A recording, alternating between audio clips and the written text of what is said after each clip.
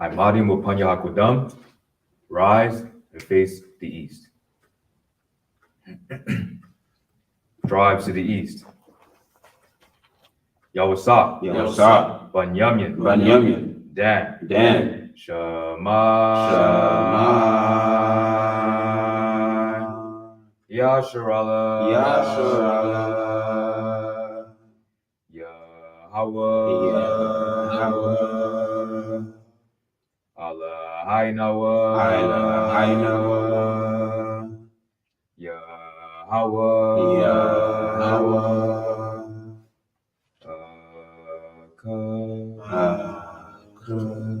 Sa, turn. Tribes to the south. Shemaiwan, Yashakar, Zabalawan, Shemai, Yasharallah, Yahawah, Allah Hainawa, Yahawah,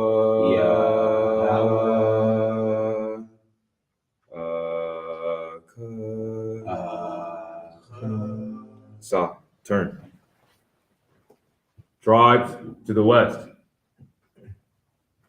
Gad, Ashar, Naphtali, Shemai,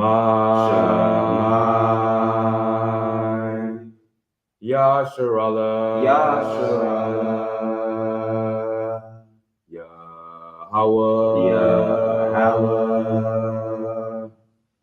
Allah Hainawa,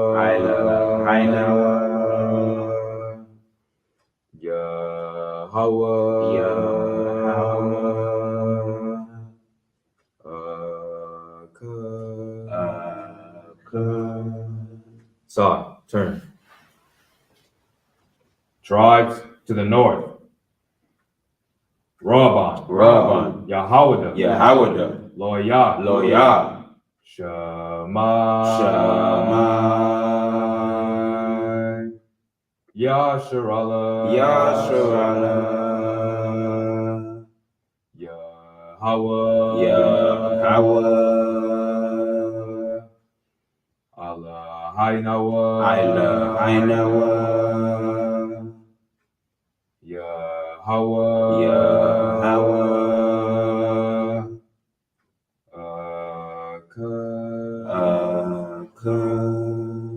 Sa, turn. Aloyah. The blessing of the Sabbath. Repeat the Hebrew only. Blessed be Yahawah in the name of the anointed Yahawashi that gives us the Sabbath in peace. Barak Atha Yahawah, Bahasham, Hamashiach, Yahawashi, Hawa'ah, Natalanawa, Hashabath, Bashalawam, the water, the Miyad, Aman. Blessed be Yahawah in the name of the anointed Yahawashi that gives us the law. Barak Atha Yahawah, Bahasham, Hamashiach, Yahawashi, Hawa'ah, Natalanawa, Atha, the water, the Miyad, Aman. Blessed be Yahawah in the name of the anointed Yahawashi that gives us the light to see.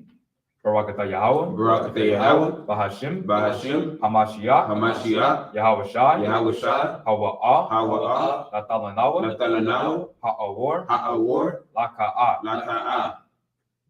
Blessed be Yahawah in the name of the anointed Yahawashi that gives us the ram's horn to call the people.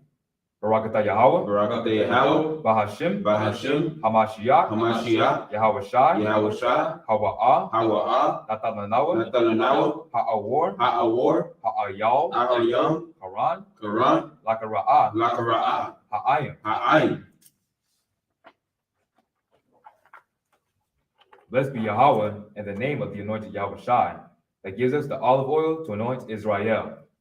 Barak Atha Yahawah, Barak Atha Yahawah, Bahasham, Bahasham, Hamashiach, Hamashiach, Yahawashi, Yahawashi, Hawa'ah, Yahawah, Natalanawa, Natalanawa, Hashaman, Hashaman, Zayath, Zayath, Lamashak, Lamashak, Yasharallah, Yasharallah, the water, the water, Yad, Yad, Amen. Amen. Psalms 92 in English.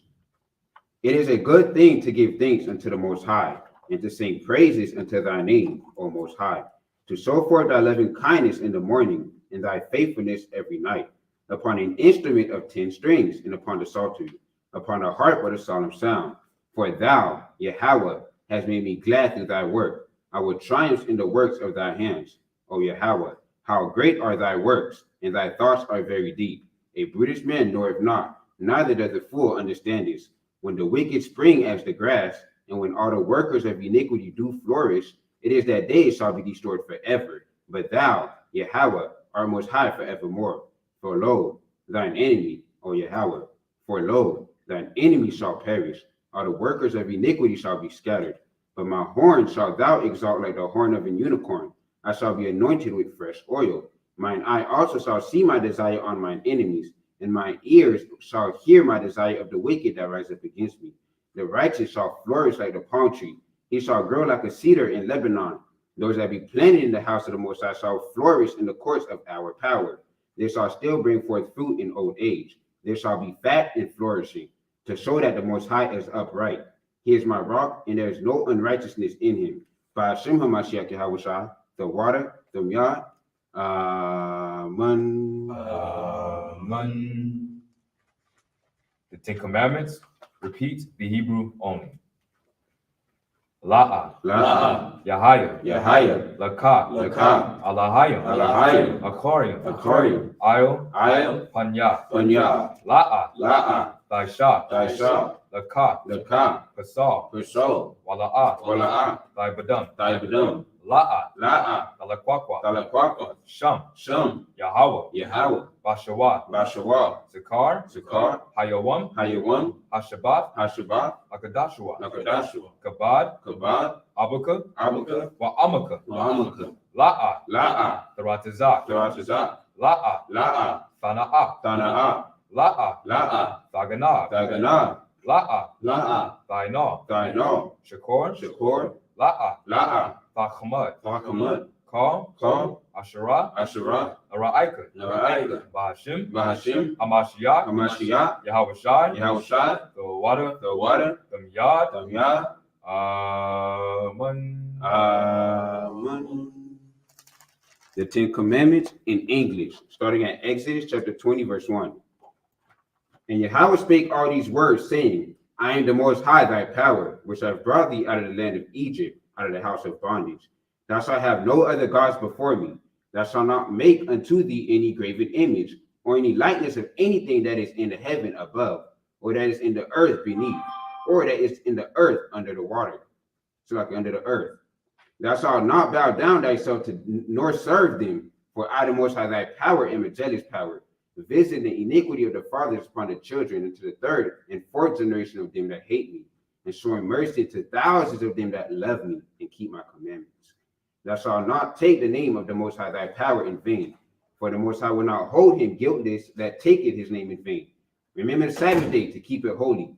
6 days thou shalt labor and do all thy work. But the 7th day is a Sabbath of the Most High thy power. In it thou shalt not do any work, thou, nor thy son, nor thy daughter, thy manservant, nor thy maidservant, nor thy cattle, nor thy stranger that is within thy gates. For in 6 days the Most High made heaven and earth, the sea, and all that in them is, and rested the 7th day.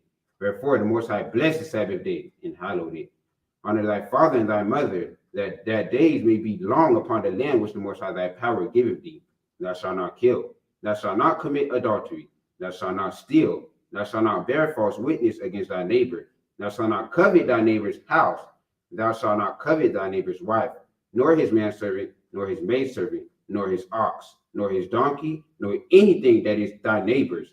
Bahasham Hamashiach Yahawashi, the water, the Yah, Amen. Amen. Psalms 121 repeats the Hebrew only. Anasha, Ayan Yamya, Ayu, Aharyam, Ma'ayan, Yahawah, Isaiah, Yahawah, Yahawah, Shai, Shemayim, Waharatazah, La'ah, Yanathan, Lamawat, Regalia, Yala'ah, Nayawam, Shashamaria, Aina, Yala'ah, Nayawam, Wala'ah, Yashan, Shashuamar, Yasharala, Yahawah, Shamaria, Yahawah, Tazalia, Ayu, Yamyanya, Yad, Hashamash, Yala'ah, Hakaya, Bayawam, Wala'ah, Halabana, Balayala, Yahawah, Yashamaria, Makol, Rai, Yashamar, Napashia, Yahawah, Shamaria, Hawalakia, Hawaya'ah, Maitha, Iwalam, Bahasham, Hamashiach, Yahawashi, the water, the Miyad, Amen.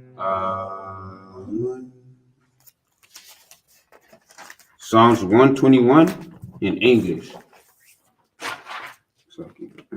I will lift up mine eyes unto the hills, from whence cometh my help. My help cometh from the Most High, which made heaven and earth. He will not suffer thy foot to be moved. He that keepeth thee will not slumber. Behold, he that keepeth Israel shall neither slumber nor sleep. The Most High is thy keeper. The Most High is thy shade upon thy right hand. The sun shall not smite thee by day, nor the moon by night. The Most High shall preserve thee from all evil. He shall preserve thy soul. The Most High shall preserve thy going out and thy coming in from this time forth, and even forevermore. Bahasham Hamashiach Yahawashi, the water, the Yah. Amen. Amen.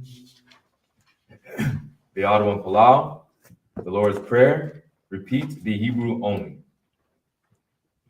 Abanawa, Shabbat Shemayim, Quadash, Hayat, Shamka, Yahawah, Malakwatka, Thaba'ah, Batizahaka, Hayat, Aisha, Baharatazah, Kawa, Hayat, Bashamayim, Natananawa, Lacham, Kayawam, Wasalaknawa, Kawabathnawa, Kasalaknawa, Kawabathnawa, Wala'ah, Thabayanawa, Banasaya 1, Abal, Awashinawa, Mayan, Rai, Kayat, Lakat, Hamalakwa, Wa'ala, Wahathai Parath, Laiwalumium, Bahashim, Hamashiach, Yahawashi, the water, the Miyad,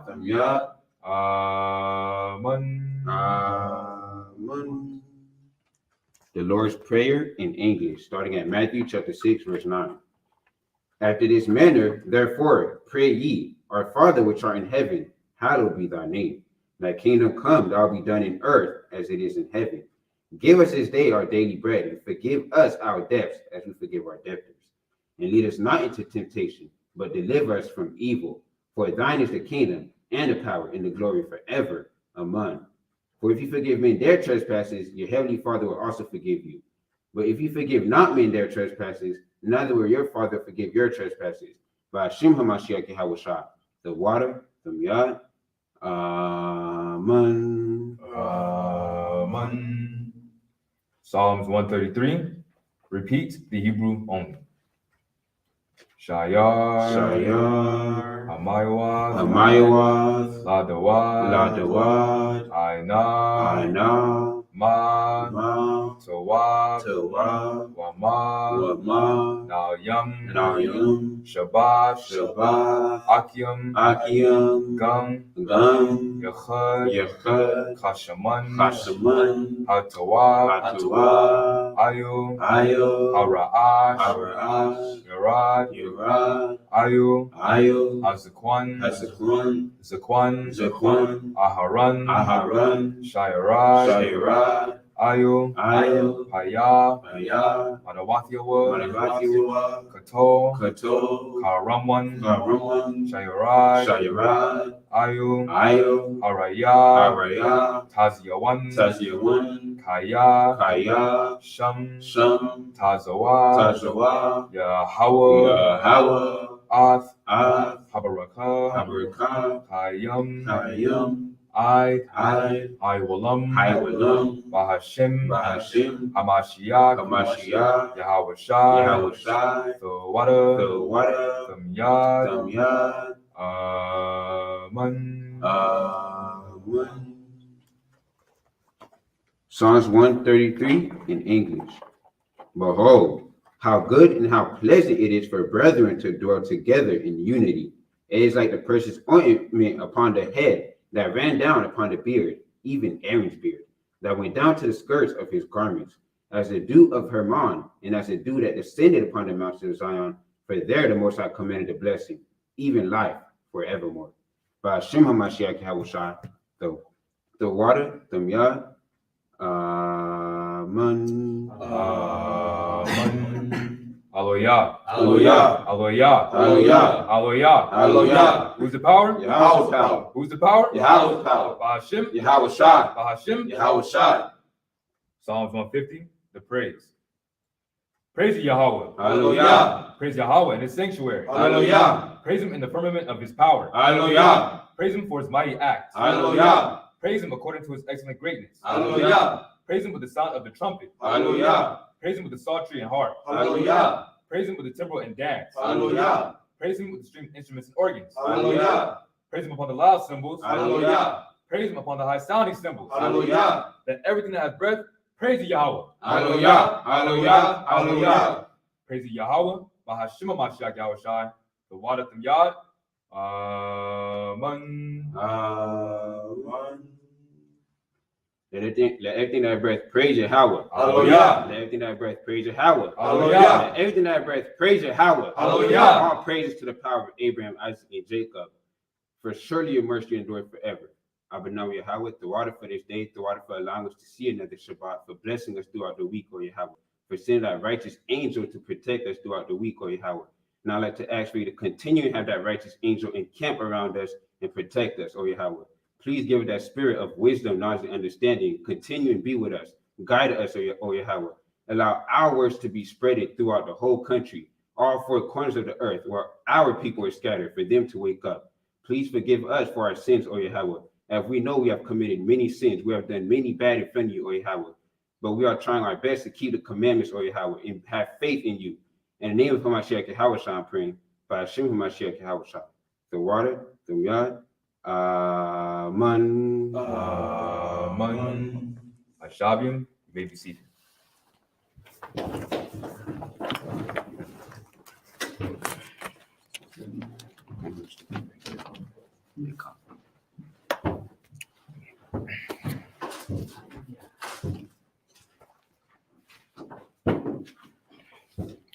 Shabbat Shalom. Shabbat Shalom. Shabbat Shalom. Shabbat Shalom. Shabbat Shalom. Shabbat Shalom.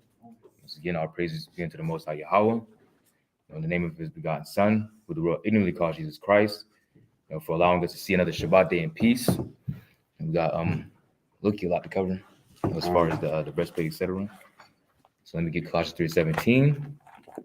Colossians 3:17. You know, we always bring the scripture out because if Israel always meditated on the scripture, it would be a lot better. Khan. Go ahead and get it. This is the book of Colossians, chapter 3, verse 17. And whatsoever ye do in word or deed, do all in the name of the other one, Yahawashi, Uh-huh. giving thanks to the Most High and the Abba by him. So we always have to think about Hamashiach Yahawashi's perfect reputation. Because the Most High did his part. Of course, Yahawashi did his part when he was here. So, of course, now that we're here, we have to do our part. Khan. Got to do the will of the Most High, making sure that we're loving one another, keeping the laws, statutes, and commandments, because that is, after all, the whole duty of man. We know that Yahawashi left us a perfect example when he was here. Right, that's why we can go to the scriptures and say that Yahawashi lived a perfect life. And that's the way that we should be living. Khan. Trying to keep the law, statutes, and commandments. Because what makes a man upright is keeping the law, statutes, and commandments. Right? That's what makes us righteous. Right? Got anything you want to bring out at all? Let me get Isaiah 28. Isaiah chapter 28 and verse 9. This is the book of Isaiah, chapter 28, verse 9. Mm-hmm. Whom shall he teach knowledge? Uh-huh. And whom shall he make to understand doctrine? Mm-hmm. Them that are weaned from the milk. From the what? From the milk. From the what? From the milk. And what is that milk? The law, statutes, and commandments. A lot of brothers and sisters go straight into parables. They go straight into the dark sayings without even having the true understanding of what's being talked about. Right? So they go straight to that and they don't understand what's being talked about in Torah. And that's a problem. You have to be here first. You got to get into the Torah first. This is why we always bring out Torah and go into the Torah whenever we're doing what? Holding Shabbat service. Khan, go ahead. And 2 and 2, Hebrews 5 and 12. Just read 2 and 2. And drawn from the milk, Salakia, those that are weaned from the milk and drawn from the breast. So that's how we need to be as little babes in this truth. All right, go ahead. He said First Peter chapter 2 and verse 2. Khan. And many shall follow their pernicious ways, by reason of whom the way of truth shall be evil spoken of. No, 1 Peter 2 and 2. Salakia. This is First Peter chapter 2, verse 2. Mm-hmm. Elect according to the foreknowledge of Yahawah the Father. 1 Peter 2 and 2. This First Peter. You sure? Right here. 2 and 2. 2 and 2. Salakia. First Peter 2 and 2. As newborn babes. As what? As newborn babes. Go ahead. Desire the sincere milk. Desire what? The sincere milk. The what? The sincere milk. Go ahead. Of the word. And that's what we should be desiring. The sincere milk of the word. Right? The law, statutes, and commandments. Always going back to Torah and understanding everything from there. You can't build a house and just start with the roof. That's right. Doesn't make any sense. You got to start with the foundation first and then build everything up from there. So in like manner, that's what we should be going back to the Torah for, setting that foundation. And of course, we understand that Hamashiach Yahawashi is where? He's found in Torah. That's where the foundation is. All right? So always got to remember that. What was the other precept you said? In Hebrews? Hebrews 5. You can start from verse 13. Hebrews 5 and 13. This is book of Hebrews chapter 5 verse 13. Mm-hmm. For everyone that useth milk is unskillful in the word of righteousness. For he is a babe. He is a what? He is a babe. And that's why he has to be taught. Because when you're born, what happens? Somebody has to be there for you to be mimicking what they do, right? That's right. When you see, like for example, when you're a child, you see your mother and your father, and they're walking. Mm-hmm. You don't come out the womb walking, do you? You don't come out the womb walking. You have to observe everything. Beard, mustache. Exactly. You don't come out with a beard and a mustache. Or you have to grow first. And it takes a while to grow. So you don't try to, not upstep. What's the word I'm looking for? You don't try to jump the extra mile to do everything else. Right? You see everybody at a certain pace, so you're trying to, reach where everybody else is at. Go at your steady pace. Make sure that you're reading, right? Getting this wisdom, knowledge, and understanding from where? The Torah. That's where it starts at. People always jump past that and they're like, well, I'm going straight to the New Testament. I'm just gonna get my understanding from there. You won't understand what's being talked about in there.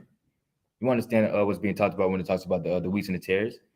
You won't have to understand them like that. You have to go back to Torah. That's how important it is. Khan? All right. Anybody need any of these scriptures repeated? Anybody? Everybody got them? All right, Khan. Anything you want to say at all? To add on? It's just like like basketball for those who play basketball. Mm-hmm. You have to learn how to make a layup before you start shooting limited range from 3-point line. Because a lot of people, in basketball nowadays, they like to shoot half court shots, right? But you don't know how to make a simple layup or a simple 3-pointer, not even a free throw. So that wouldn't make sense. You have to start from the Torah, right? And then you'll gain more understanding throughout the rest of the Bible. It wouldn't make sense to hop straight into the New Testament right? Or hop straight into songs, but you wouldn't understand the Torah or the laws of the Most High. Bring it out. Right? And that's where a lot of people err, not knowing the scriptures. Because if you look at Torah and you read Torah, you understand the importance of the law, statutes, and commandments. Because all they really do is show us how to do what? Love one another, care for one another, and please the Most High. Right? When you take that away, now we have what? Darkness. And what's that darkness? Lawlessness. Mm-hmm. And with lawlessness comes what? Chaos.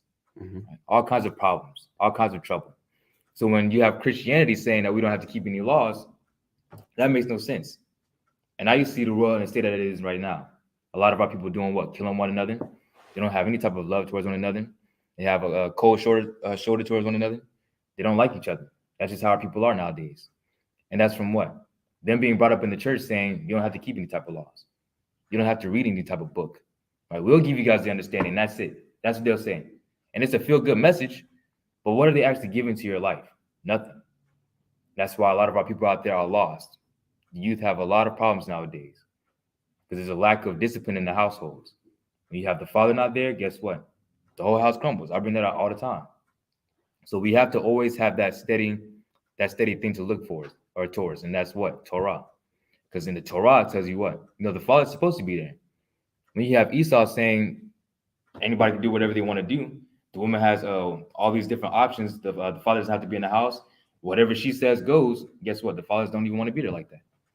And not only that, they get incarcerated. And what comes from that? The child not having anybody. They don't have the father anymore. And that's where you have a lot of effeminate brothers out there. A lot of hood terrorists. A lot of hood terrorists, because they walk over the mother and it's like, what's she gonna do? I'm ain't gonna do nothing, man. I can stay out as long as I want to. And that's a problem, because the father doesn't spare the rod, right? Growing up, I have my father in my life, so I understand. We brought that out. I was like last Shabbat. Yeah, that thing is not no joke, So we need that type of discipline in the household, right? Anything you want to add on again? All right, let me get 2 Ezra 16 to 50. Bahasham. Jump a little bit. 2 Ezra 16 to 50. Right? Because we're supposed to be righteous brothers and sisters. And what makes us righteous? The law, statutes, and commandments. That means we're all supposed to hate iniquity. Right? And what is iniquity? Anybody want to take a shot? Sin, exactly. Go ahead. This is the book of 2 Ezra, chapter 16, verse 50. It's page 35 in the Apocrypha. So shall righteousness hate iniquity. So shall what? Righteousness hate iniquity. If you're a righteous brother, you are not supposed to be allowing iniquity to just slide, especially in your household. That's not good. That's a no-no. All right. That's why my father used to be on it so hard. Because my brother, not to put his business out there, but he used to like to steal sometimes. Right. My father knowing that is not a good thing, because we mentioned earlier about having a job like of a correctional officer. That's what my father used to do. So he knew if somebody was lying in the house. Right. My father, like I said before, wasn't shy of sparing the rod. He did not spare the rod, man. Whoopings and whoopings and whoopings. So in like manner, when we come into this truth, we're not supposed to just let any brother or sister, live a certain lifestyle and not warn them. That's what we're here for. Once you get this information, we're supposed to be telling our people about the iniquity that we did against the Most High, right? Bring them back into the fold as much as that we can, of course, because not everybody's going to adhere to what we say, but be bold for the Most High, essentially is what I'm saying, right? Be bold against iniquity. All right, go ahead. So shall righteousness hate iniquity when she decketh herself, and shall accuse her to her face. When he cometh, thou shalt defend him that diligently searches out every sin upon earth. That's right. So we have to make sure that we're trying to make our calling and election sure, standing up against iniquity, right? Not letting sin dictate our lives. We're supposed to live righteously. That's why we were given the law, statutes, and commandments, right? To please the Most High. Because, of course, he wanted to make sure that we were doing what?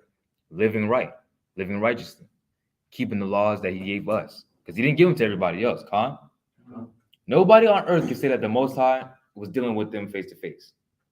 Only the Israelites can say that.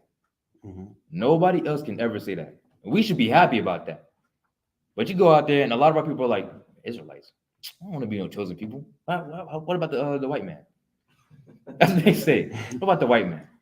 They don't even, we mentioned that before, we don't even talk about the Chinese man at all, or the Arab. They don't mention nobody else but the so-called white man. What should that tell us? We're indoctrinated. Because we see that image of Caesar Borgia, who they say is Jesus Christ, and they're like, he's God. That's what they see. Like, we can't just be standing up against them. We want to be, together with them, hold hands with them.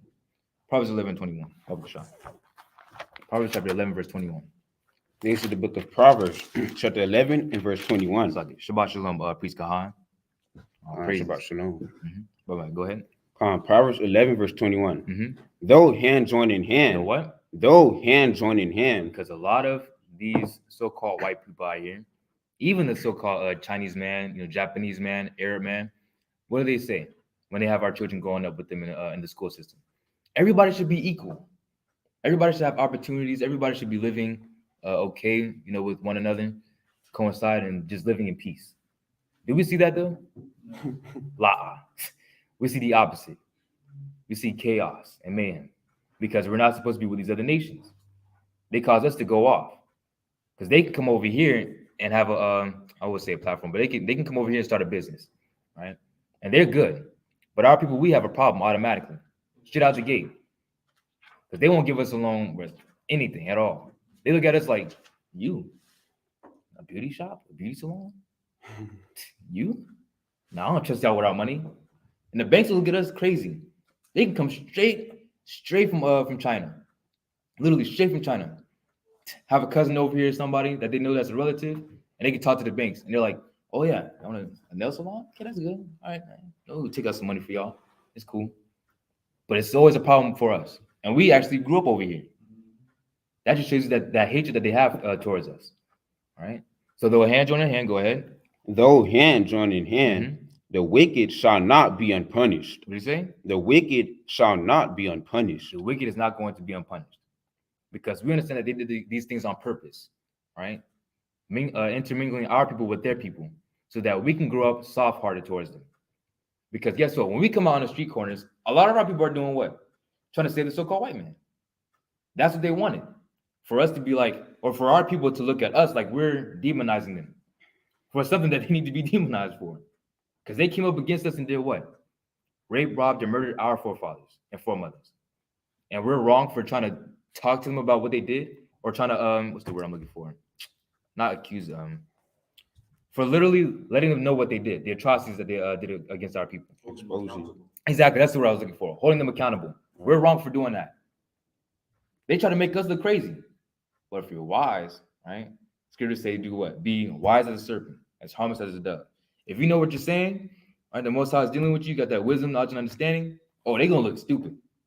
Esau cannot say anything that our people are not going to understand. Give you an example. We're out there, we'd be teaching, and guess what? We'll say, yeah, listen, they did a whole bunch of stuff to our people. They raped, robbed, and murdered us, etc., right? So-called white man walks over, being the devil that he is. But that was years ago. That was so long ago. That doesn't matter. And it will, the best thing to say is literally say this. Are you guys benefiting from what your forefathers did? They can't say no, can they? La. How do you think they got these buildings right now? How do you think they possess this land over here in America? They took it, by force. All right, go ahead. Romans chapter 3, verse 3 to 4. Romans 3, 3 to 4. That's a good scripture right there too. This is Romans chapter 3, verse 3. For what if some did not believe? Shall their unbelief make the faith of Yahawah without effect? Because some of our people will say that there is no power. Right? They'll say, man, Christ is not coming back to save us. Some of them will even say, who are we? There's no point in saving us. Look at where we are right now. Right? But is that going to change the words of the Most High or the prophecies the Most High already has set in motion right now? La. Because as we can see, there's a lot of our people waking up in these last days. Right. Wearing their fringes now, their Z-seats, make sure they're not cutting their beards. Right, don't look at us too, because we're young brothers, so we're trying to get ours. But you know what I'm trying to say? Like, they see us trying to live righteously. They see us trying to live righteously. So that's not going to stop prophecy, because it's not for everybody anyways. The scriptures say that many are called, but few are chosen. So it's that few that are chosen that's making that difference right now. All right, go ahead. The Most High forbid. The Most High what? The Most High forbid. Like I said, it's not going to stop prophecy, because we're seeing a lot of our brothers and sisters waking up in these last days. Go ahead. Yea, let the Most High be true, Mm-hmm. but every man a liar. But every man, what? A liar. What? A liar. Because you can't say nothing against the Most High. You just can't say anything against the Most High. You can say there's not going to be a mass awakening. Nobody's waking up. I don't know what you're talking about. There's no Hebrew Israelites. We're not the Hebrew Israelites. Yet a lot of information is being uncovered in these last days. So much information that they can't even hide it all anymore. Esau's getting caught up, right? He's getting caught up in these last days, and it's over for him. This place is going down. Con. And we're loving it every single minute of it. Getting caught in a lie. Go ahead. As it is written, Mm-hmm. that thou mightest be justified in thy sayings, and mightest overcome when thou art judged. That's right. So we understand that the Most High is not a man that he should lie. Right? That's just not how the Most High is. The Most High is always true to his word. That's why he's going to still bring us into the new covenant. Even after all that we've done. Do you guys think that we deserve that? We don't even deserve it. I think that's just the power that we serve, that he's going to keep his word. The fact that we can sit here today and say we are the Israelites and the Most High is still going to bring us out of this place, and we know we're not worth it, like we're not worthy of it, yo, that's a flex on in itself, because he's our power. He's not the power of Esau or Edom. It's not the power of so-called Arab man. He's just not their power. He's our power. And although we made him so mad, he's still going to bring us out of this captivity. That's something that we should be really fighting for in these last days when it comes to our people. Going to them and being happy, smiling to their face, saying, listen, you are one of the chosen of the Most High. And although I know that at times, you may fall, guess what? The Most High still loves our people. That's just how he feels about us. He's going to keep his word to Jacob. Con? Con.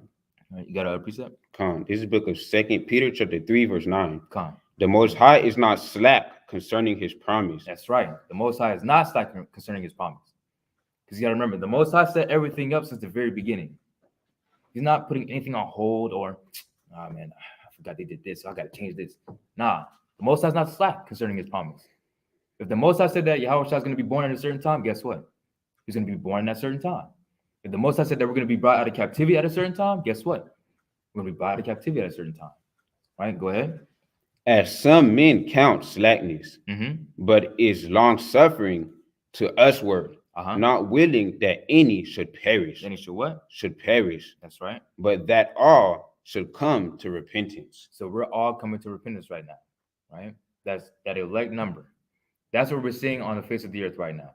Because we're waking up in these last days, now you got a whole bunch of prophecies, big prophecies going on, right? Concerning like Ezekiel 38 and 39. Some of my favorite chapters, right? In recent times, especially. Recent times, man. That's something that I love right there. You got. We really should be giving Vladimir Putin a round of applause. I'm not gonna lie. Hey, let's just do that right now, man. He's threatening America, saying that if you make Ukraine join NATO, there will be fire, and you're not ready for this fight. He said that on national TV. You know, we almost out here. We almost out of here, right? Yeah, go ahead. So it was 2 Peter chapter 3, verse 9. 3 verse 9. All right, go ahead. Can you read that one more time? Con. 2 Peter 3 and 9. All right, everybody got it? Say con if you got it. Con. All right. The Most High is not slack concerning his promise, as some men count slackness, but is long-suffering to usward, not willing that any should perish, but that all should come to repentance. The only reason, or the main reason I wanted you to read that in Matthew 22 and 14, as you mentioned, the Most High is, many are called and few are chosen. And when I'm thinking about back in the past when we used to vote, it used to be a sense of, it's just one vote. It doesn't too much matter. But one person that's waking up, that's a huge deal. Huge deal. That's invoking different prophecies. One person waking up, that it's like a snowball effect. You wake up, he wakes up, he teaches his little cousin. That's right. Her entire classroom has a huge snowball effect. That's right. Just one person, what we do, it actually matters. Exactly. That's what a lot of people don't realize or understand as well. Because it only takes one person to wake up, and then a mass awakening happens. That's literally how everything starts. Just that one idea. somebody's like, okay, this is not, I don't like how everything's going on right now. Mm-hmm. Something's not right. It takes that one person to start researching, and guess what? Now their spirit's uplifted, and now they're waking up a whole mass of people later on down the line. That's just how the Most High is. Mm-hmm. That's the power of the Most High right there. Because it's not of himself that he did it. No, it's the Most High that put that spirit in him. Con? That's powerful to think about. That was a good point. Really was a good point. You got anything you want to add it on? Con. So having that mindset to wake up our people, right, in these last days, understanding that a lot's going down. So I want to mention, like you said, Russia, right? When you see what's going on with Russia, this is not a joke, right? Everything's going down for a reason, because it's found in the scriptures. It's prophecy, right? Because guess who's also backing up Russia? China. They have a huge military. Huge military. There's like 1.3 billion of them. Right. That's a billion. It's said to only have like 500 million people over here. Maybe like 300 million, something like that. That's a lot of people. And then you got other countries backing them up as well. What's America going to do? That's right. Get burned up. He's smart, bro. But Khan, it's going to get burned up because that's prophecy. Yeah, go ahead. Revelation 17:16. Khan. Revelation 17:16. Mm-hmm. This book of Revelation, chapter 17 and verse 16. Say calm, y'all got it. Calm. And the 10 horns which thou sawest upon the beast, these shall hate the whore, and shall make her desolate and naked, and shall eat her flesh and burn her with fire. So this place, right, all of America's allies going to turn against her. This place is not going to stand. It's just not going to stand, right? When you think about the scriptures concerning how it's going to be a whole bunch of missiles, well, it says arrows, right? That's what it's talking about, the missiles that's going to be in this place. That's right. America is not going to be able to stand up against all of its allies turning against her. And then on top of that, Russia and China and all these different other countries, they've been building up their nuclear arsenal for a long time now. America's been sitting on its hands and getting more broke every single year, trillions in debt. This place went from being, what do they call it? They went from calling America the greatest country on earth. So I can go ahead. 18:8. 18:8. I can go ahead. This is the book of Revelation, chapter 18 and verse 8. Go ahead. Therefore shall her plagues come in one day, death and mourning and famine. Famine, go ahead. And she shall be utterly burned with fire. For strong is the Most High, Yahawah, who judges her. For strong is who? Strong is the Most High, Yahawah, who judges her. That's our power. Because this place is wicked. Utterly wicked. Giving our women the option to abort babies. And then taking the fetus and putting it in chemicals that we put and apply in our skins. That's wicked, man. That's disgusting. And our people don't even research things like that either. Like, yeah. And they won't even believe us. We showed them the video and they're like really like flabbergasted. They're like, wow, I can't believe that they actually do that. Yeah. Because guess what? Scientists would say, well, not actually all scientists anymore, because a lot of them are actually coming out and saying that aborted babies are actually alive. And it's true. There's a whole video on Instagram where they show like the baby, as soon as it was actually conceived, etc. They took it out and it was moving in there. That freaked me out. I was like, yeah, there's a lot of judgment coming to this place. A lot of judgment. You know what I mean? Women out there are just doing that and they're like, well, not scientists, like they're like, my doctor said it's not alive. So, I mean, you must just take the pill. That's it, or the shot. Then they realize later on, yo, I did something terrible. This is why we have to reach the youth. Because it's the young women and the young men that do that. They don't think about it in that, the long-term way. They don't think about it as far as that could be an actual person, that a doctor may be lying to them. They believe that everything that Esau says. So it's our job, those of us that actually do research and read, who go out there on the street corners to let them know, listen, that's not the way to go. It's just not the way. Because you got to remember, a lot of our brothers and sisters don't have fathers in the households like that. And it's very possible they may not even have a mother in the household. It's like that. Because America paints the light that it's only the fathers that are gone. But some others too. Right? So we have to remember that we're heavily under these curses. How do you break a generational curse? Anybody know? How to break? Yeah, go ahead. You start with the ones that's beginning that generation. Exactly. Yeah. Anybody got another answer?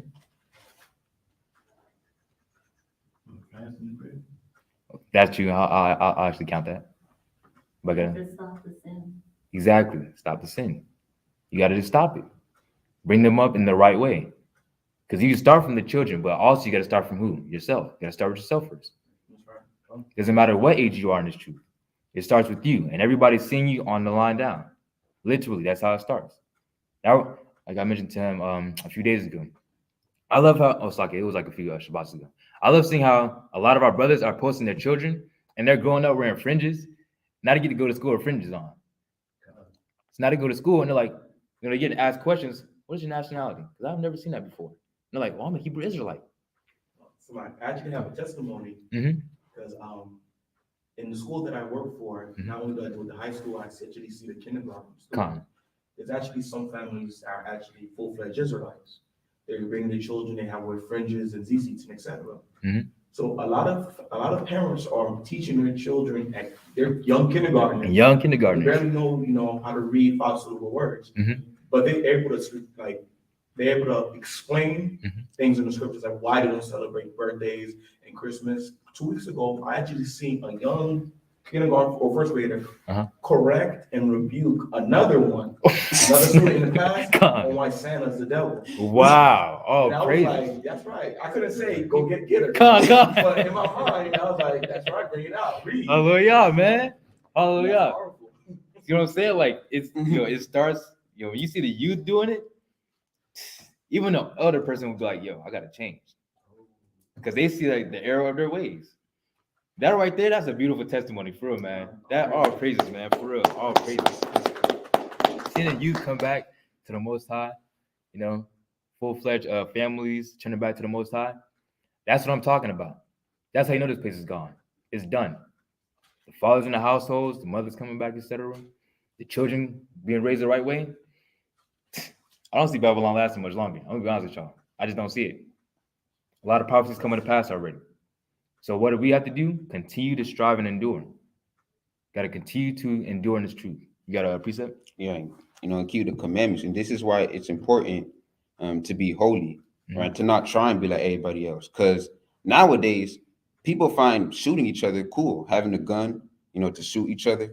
They find drugs cool, right? They find having a quote unquote hose cool. That's what they find cool nowadays, right? Let's read what the scripture says.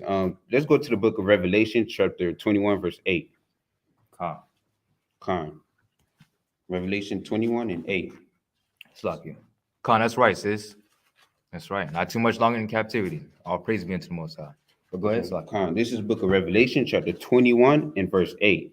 But the fearful and unbelieving and the abominable and murderers and whoremongers and sorcerers and idolaters and all liars shall have their part in the lake which burneth with fire and brimstone, which is the second death.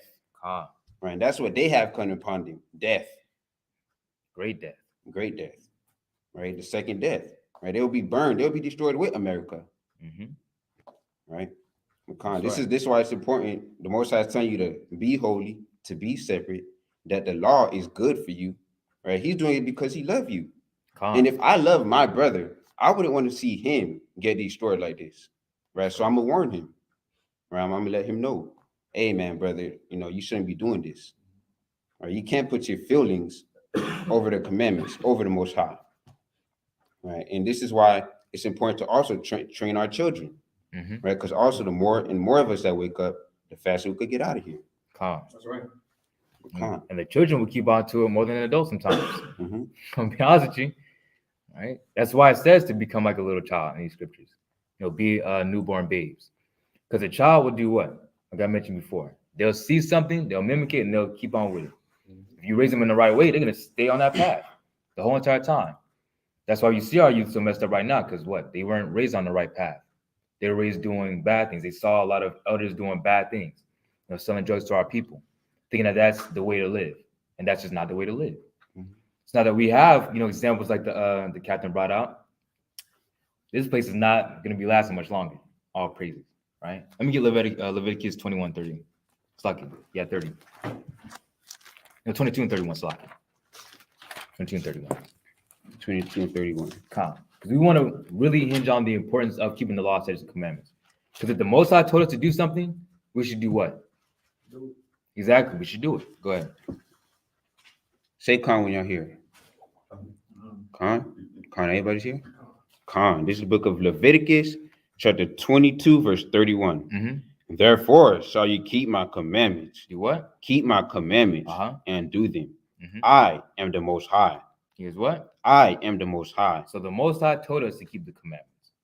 So where do we get off that we should not be keeping the commandments? Christianity. A man will tell you you don't have to keep the law, statutes, commandments. The Most High said, keep my commandments. Mm-hmm. So what should we do? Keep his commandments. I don't know about y'all, but I would simply want to just go with what the Most High said to do. Because if you know the power of the Most High, you know you don't want to go against the Most High. Khan? Remember what he did to the Egyptians? Went over that a few Shabbats ago, Sabbath classes ago. The Most High is not playing any games.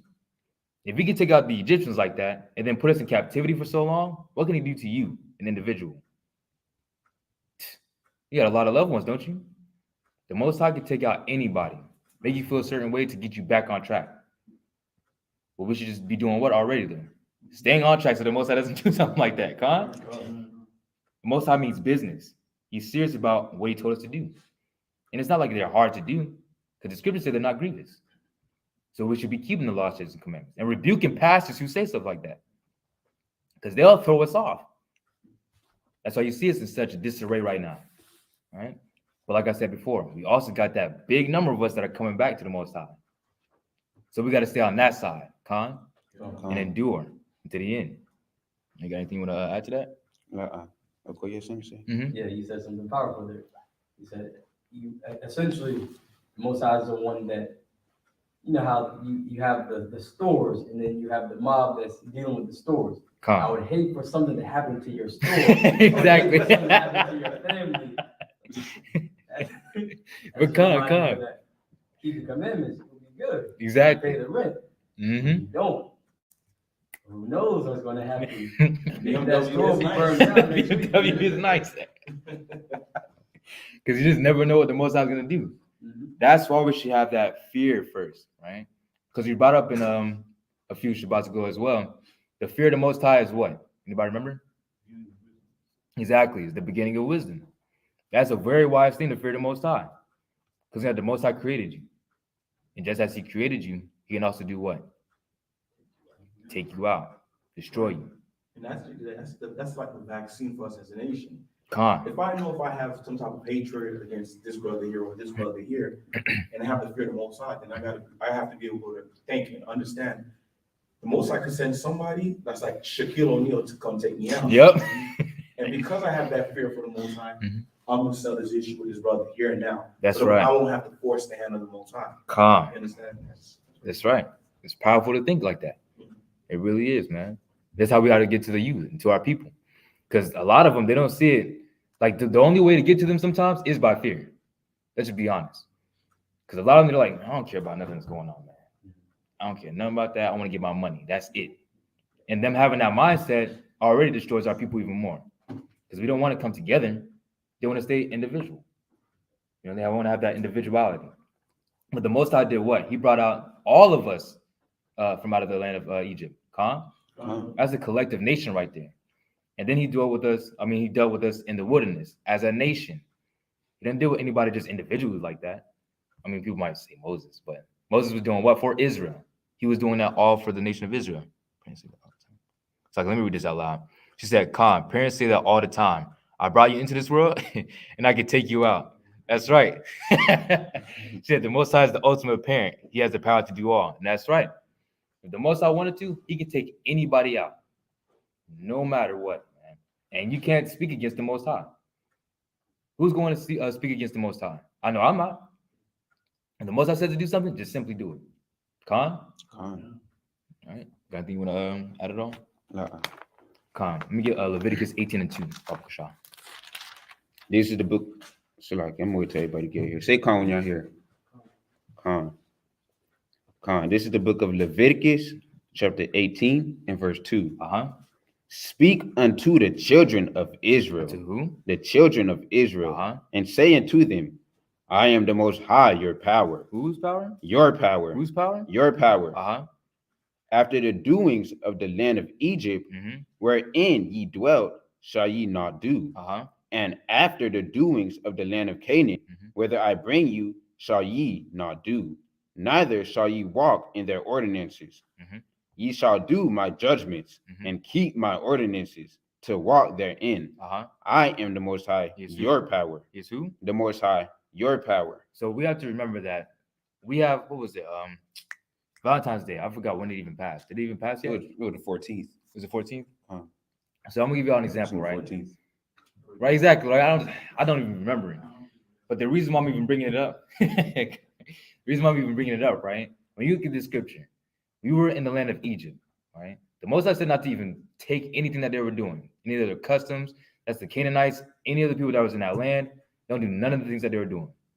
So we're over here in America and we're doing what? Exactly. Joining the holidays of these so-called white Americans. They got Valentine's Day, Christmas, they got Thanksgiving, which is really Thanksgiving. Right? They got all these different holidays and we're just joining on to those things. So when we look back in the scriptures, that's why the scriptures say that all these things are written aforetime for our learning. You understand that there's a reason why the Most High said not to do these things. Because that's not what the Most High told us to do. So when you come into the knowledge of the truth, you're supposed to be putting away Thanksgiving, Valentine's Day, Easter, right? All these different holidays that they promote and push. But guess who he was also talking to? He was only talking to Israel. That's why I had him pull out Leviticus 18:2, because it said Israel right there. No one can ever say it's talking to the whole world. That's why we always go to our people and our people only, because it's only for them. And of course, when we're out there teaching, a lot of other people, these other nations, they get butthurt. Like, why can't I get a flyer? Why can't y'all talk to me? Because it's not for you. Okay, how y'all feel? Y'all got y'all kingdom right now. Y'all got y'all rulership already. And guess what? Through prophecy, we know that we got next. We got next for how long? Forever. For how long? Forever and For how long? Forever. That's right. So with that being said, we go to our people. No one else. We got to really hinge on that and show them that the Most High said that y'all are special. And because you're special, I had to make sure I put my life on the line for you because I love you. Leviticus 19:17, real fast. This is the book of Leviticus, chapter 19 and verse 17. Say calm when y'all got it. Thou shalt not hate thy brother in thy heart. Thou shalt in any wise rebuke thy neighbor. Do what? Rebuke thy neighbor. And a lot of our people do hate harsh correction. Don't even like it when you talk to them sweetly. Like, I don't think you should be celebrating Christmas anymore. I mean, you woke up to who you were. I heard that you were wearing fringes now. But what do you mean it's for the kids, for the children? Where does that come from? You're supposed to be the one over your children, right? So why are you saying it's for the children? That makes no sense. Doesn't that kind of sound a little weak? To say it's for the children, I got to do it because, I want them to grow up having a childhood. You have a whole bunch of feast days, memorial days to keep, and you're talking about the things of this world. You haven't even gotten off that yet. You come back to the law, statutes, commandments in full. Actually put yourself out there for the Most High and for your people.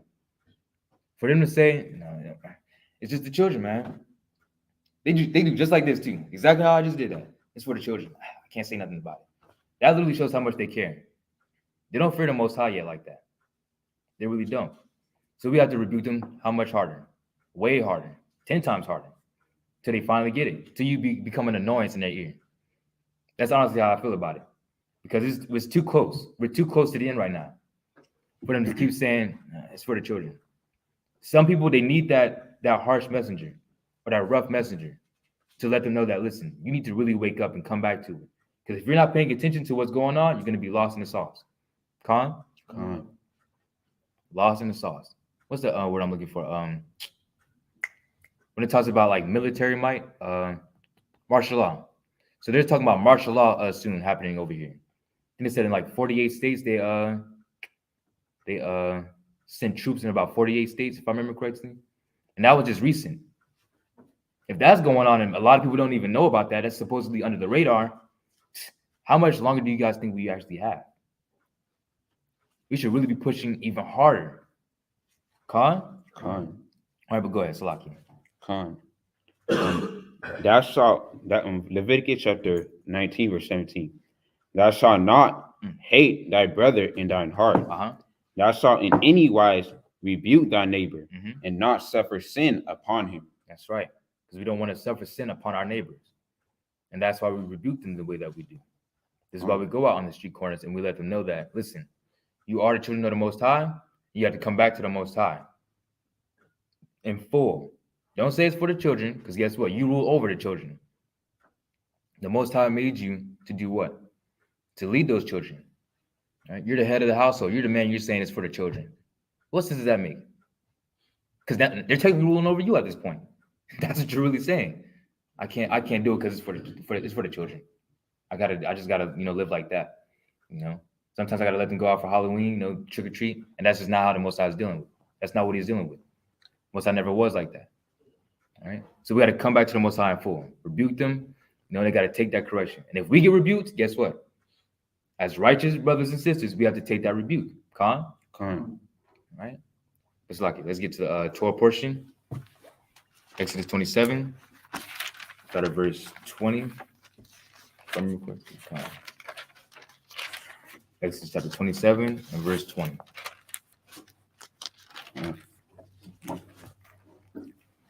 This is the book of Exodus, chapter 27, verse 20. Say Khan when y'all hear. Khan. Exodus chapter 27, verse 20.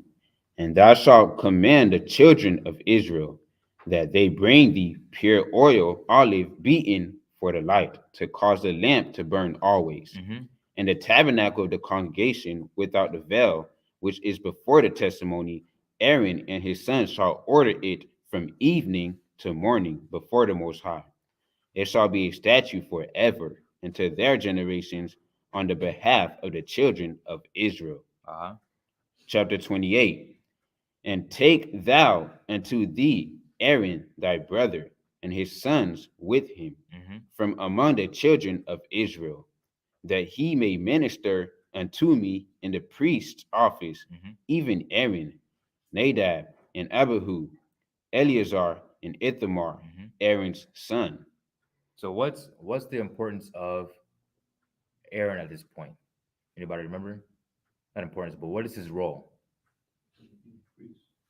Khan is the priest, right? So when you look at, actually, what a better question. What tribe is he? Is he Levi, right? Powerful tribe of Levi.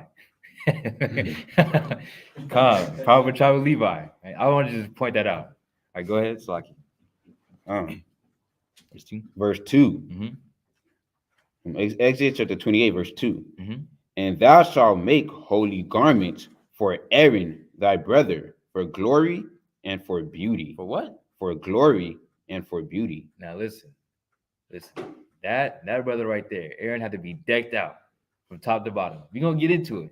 But when you look at what they had to wear, man, I bet Israel was like, yo, that man look beautified. Right? Because the Most High wasn't playing when it comes to Levi. Levi's that tribe. That's just how I feel about them. Right? Levi is that tribe. You know what I'm saying? It's like, go ahead. Verse 3. God. And thou shalt speak unto all that are wise-hearted, whom I have filled with the spirit of wisdom. With the what?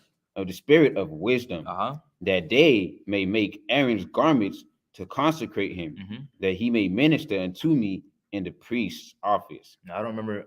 Well, it's like, I don't know if anybody remembers what I said last Shabbat, but I was mentioning how the Most High was going to say wisdom right here, right?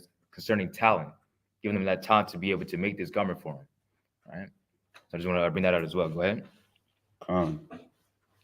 And these are the garments which they shall make: a breastplate, and an ephod, and a robe, and a broidered coat, and a mitre, and a girdle. And they shall make holy garments for Aaron thy brother and his sons, that he may minister unto me in the priest's office. And they shall take gold and blue and purple and scarlet and fine linen. Like I said last Shabbat as well, very royal colors, right? Very royal colors. Some very beautiful colors, actually, as well. Go ahead. Verse 6. And they shall make the ephod of gold, of blue, and of purple, of scarlet, and of fine twined linen, with cunning work. So does anybody know what an ephod looks like? Anybody? Said no? You know what it looks like, Brother Bawa? No, you talking about the breastplate, The ephod. You want to search it up for him? It's like a stone. Yeah, let's get it for y'all. The ephod that he used to wear. Let's see. I have to pass it around the room too, so y'all can see it better. Let me see. I'll look it up and I'll pass it around. Can't throw it. That's it, because we are kind of far. But keep in mind, they do have, whitewashed pictures and images of Aaron on here. But that's, of course, not what he looked like. Right? Trying to make him look like he's a Goldilocks with gold and stuff on. But that's just not how he looked. Right? But there's an importance of the ephod, an importance of the breastplate. Let me get Wisdom of Solomon 18 and 24. Wisdom of Solomon, chapter 18 and verse 24. When people look at that word, people look at the word world, they automatically think that it's talking about the whole populace. They think it's talking about every nation under heaven. But when it says world, for example, like John 3:16, or when it says world in Isaiah 45 and 17, it's talking about the nation of Israel, the government of Israel. All right, so let's prove that. Go ahead. Wisdom of Solomon, chapter 18 and verse 24. This is in the Apocrypha, page 69. Say con when y'all got it. It's Wisdom of Solomon, chapter 18, verse 24. Con. For in the long garment was the whole world. Was the what? Was the whole world. Was the what? Was the whole world. So a lot of people would think that this is talking about literally everybody on the earth. They'll say it's talking about the Arab men, Asians, etc., everybody. But let's continue. Go ahead.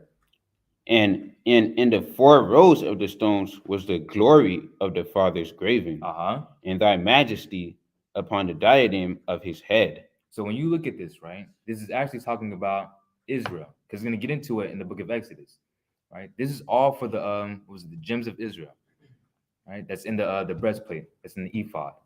That who wears this? Anybody remember? The priest, exactly. Aaron is going to be wearing this, right? So you can go back to Torah portion and just bring that up, because it says world right there, and the world is Israel. Go ahead. This is the book of Exodus, chapter 28, verse 6. And they shall make the ephod of gold, of blue, and of purple, of scarlet, and fine twined linen, with cunning work. They shall have the 2 shoulder pieces thereof joined at the 2 edges thereof, and so it shall be joined together. And the curious girdle of the ephod, which is upon it, shall be of the same, according to the work thereof, even of gold, of blue, and purple, and scarlet, and fine twined linen. And thou shalt take 2 onyx stones, and grave on them the names of the children of Israel. The who? The names of the children of Israel. See, it says the names of the children of Israel. Go ahead. 6 of their names on 1 stone, and the other 6 names of the rest on the other stone, according to their birth. With the work of an engraver in stone, like the engravings of a signet, shalt thou engrave the 2 stones with the names of the children of Israel. Thou shalt make them to be set in ouches of gold. And thou shalt put the 2 stones upon the shoulders of the ephod for stones of memorial unto the children of Israel.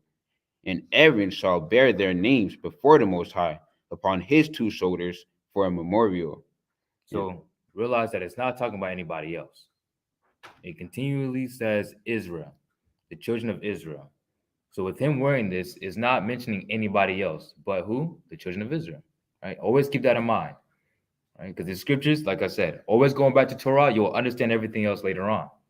Because it's only going to make more sense. When you read about the Gospels, by the time of Yahawashi, Guess what it's talking about? He died for who? The nation of Israel.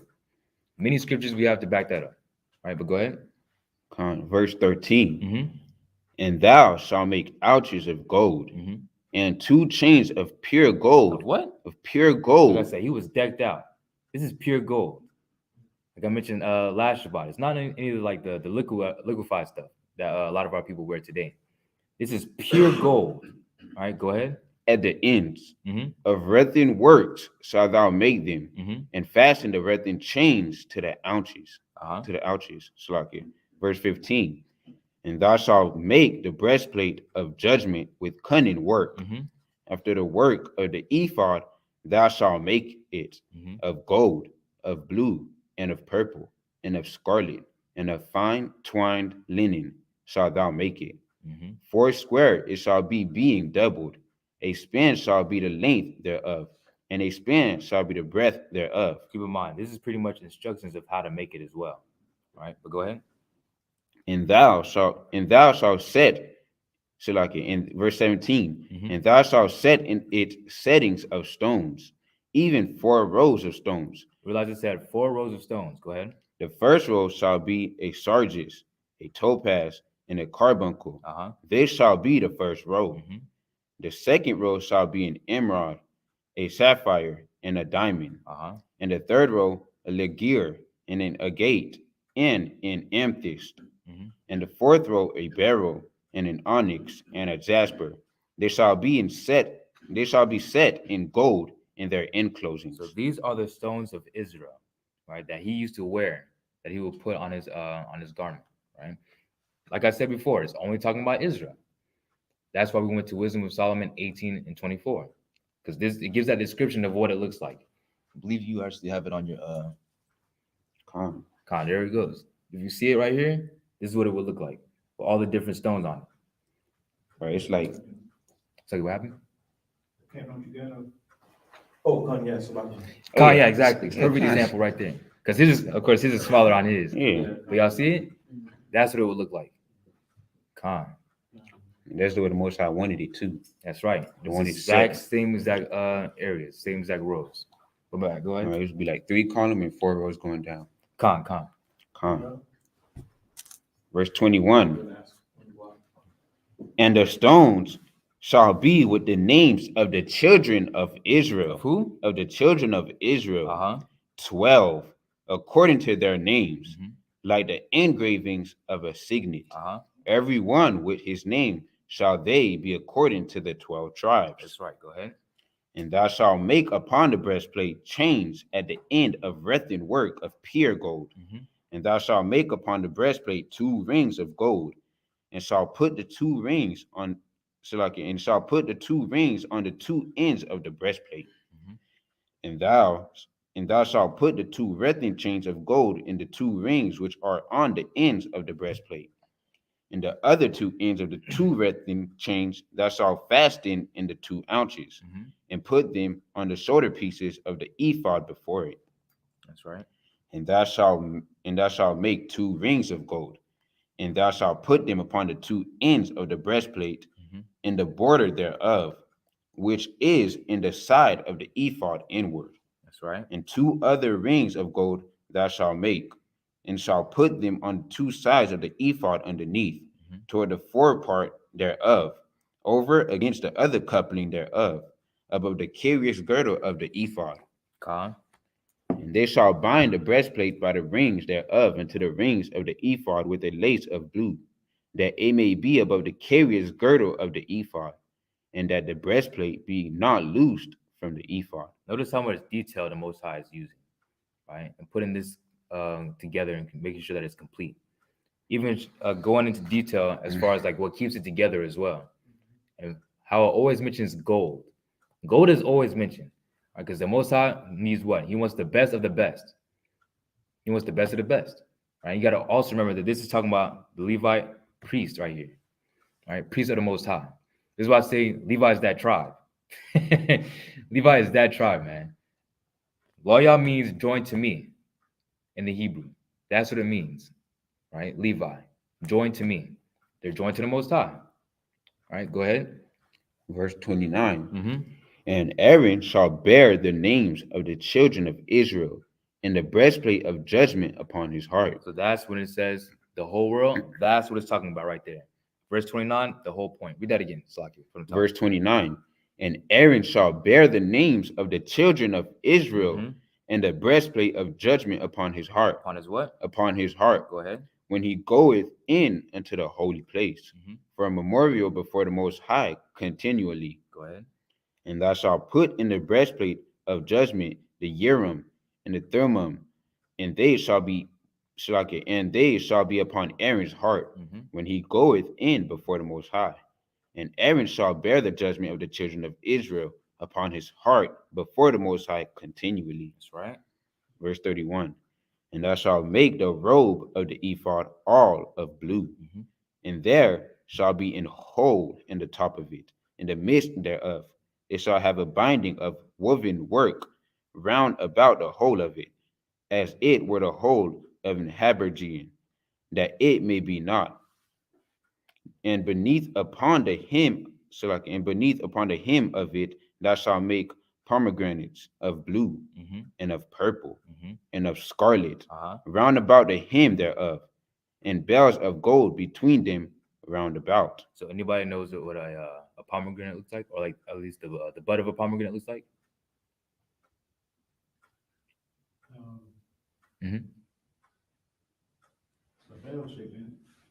Yeah, you can say a bell shape.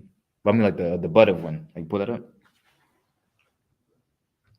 This would be like the bud of a pomegranate. How it looks. Probably I think Cap's gonna probably show a picture of for y'all. Because I'm about to say this one, although it's a nice chain, it's a little bit too small. I'm not sure if everybody can see it from over there. But that's what it looks like. Right? Right. Anybody else want to see it? All right, go ahead. And when you look into the history, that's actually what's in the temple. That's right. And Solomon, people think it's actually Solomon putting fruit on the garment in the temple, and all he put something that represented like the lily and the pomegranate. Exactly. That's right. Go ahead. Verse Solomon family in the chat. Go ahead. Verse 34. Exodus chapter 28, verse 34. A golden bell and a pomegranate, a golden bell and a pomegranate upon the hem of the robe round about. And it shall be upon Aaron to minister, and his sound shall be heard when he goeth in unto the holy place before the Most High, and when he cometh out, that he die not. That's right. And thou shalt make a plate of pure gold, and grave upon it, like the engravings of a signet, holiness to the Most High. What did it say? Holiness to the Most High. That's right. Holiness to the Most High. All right, go ahead. And thou shalt put it on a blue lace, that it may be upon the mitre. Upon the forefront of the mitre it shall be. And it shall be upon Aaron's forehead, that Aaron may bear the iniquity of the holy things. That's right. Which the children of Israel shall hallow in all their holy gifts. And it shall be always upon his forehead, that they may be accepted before the Most High. That's right. And thou shalt embroider the coat of fine linen, and thou shalt make the mitre of fine linen, and thou shalt make the girdle of needlework. Verse 40. And for Aaron's son thou shalt make coats, and thou shalt make for them girdles, and bonnets shalt thou make for them, for glory and for beauty. So this is both Aaron and his sons, right? You got to remember, they have a very important duty to the Most High and for all the nation of Israel. My bad, go ahead. Sirach 45, verse 15 to 17.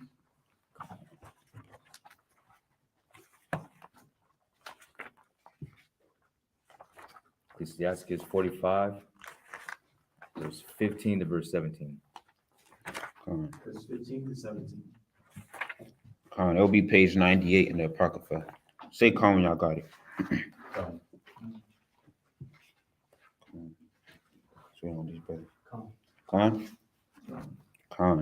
This book of Ecclesiasticus, chapter 45, verse 15. Moses consecrated him and anointed him with holy oil. This was appointed unto him by an everlasting covenant. By what? By an everlasting covenant. Go ahead. And to his seed. To his who? To his seed. so long as the heavens should remain, Remain. that they should minister unto him and execute the office of the priesthood and bless the people in his name. So keep in mind, because we brought up also last Shabbat that the priesthood, right, the Levites priesthood, that's not out of commission in the kingdom of heaven. It can be brought back. Because a lot of people are saying, well, the priests, not the priests of the Most High, we don't need them anymore, even in the kingdom. But there are scriptures that say prior to that, they say opposite of what people have been saying.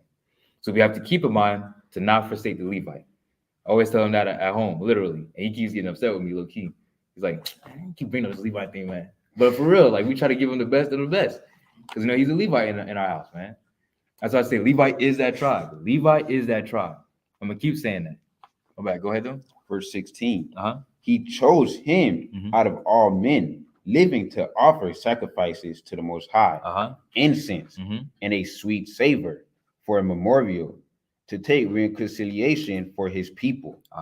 He gave unto him his commandments and authority and the statutes of judgment, that he should teach Jacob the testimonies. Should do what? Teach Jacob the testimonies and inform Israel in his laws. And that's why they're so important, because that's what they usually always did, right?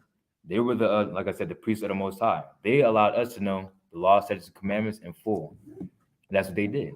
Whenever we had, what's the word I'm looking for? Huge camps of specific tribes in different places. We always had Levites go out into these different tribes because that's how important they were. Because you think that the tribes would just be doing it by themselves? That's why the Most High built up that priesthood.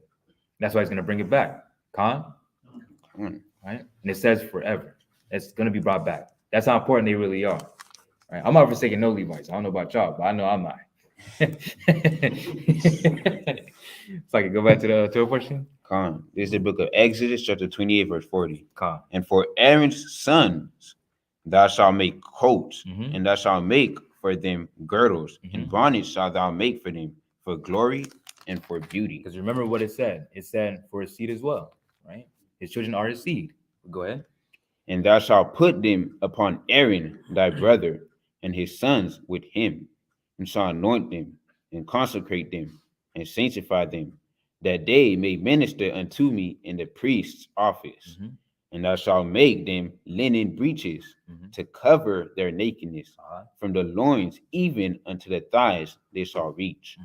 And they shall be upon Aaron and upon his sons when they come in unto the tabernacle of the congregation, or when they come near unto the altar to minister in the holy place, that they bear not iniquity and die. They do what? Bear not iniquity and die. It shall be a statute forever unto him and his seed after him. So everything that was made for them, they have to have it on. They can't be missing one thing.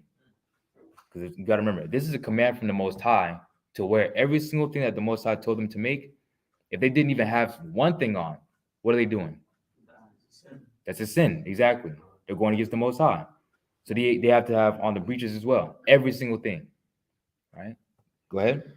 This is the book of Exodus, chapter 29, verse 1. And this is the thing that thou shalt do unto them to hallow them, to minister unto me in the priest's office. Take one young bullock and 2 rams without blemish. And Salaki, does anybody know what it means when it says without blemish?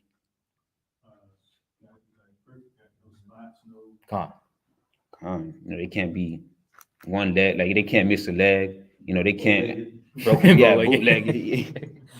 It's like my bad. Also on that note, we have a minister. His name is Minister Masha, right?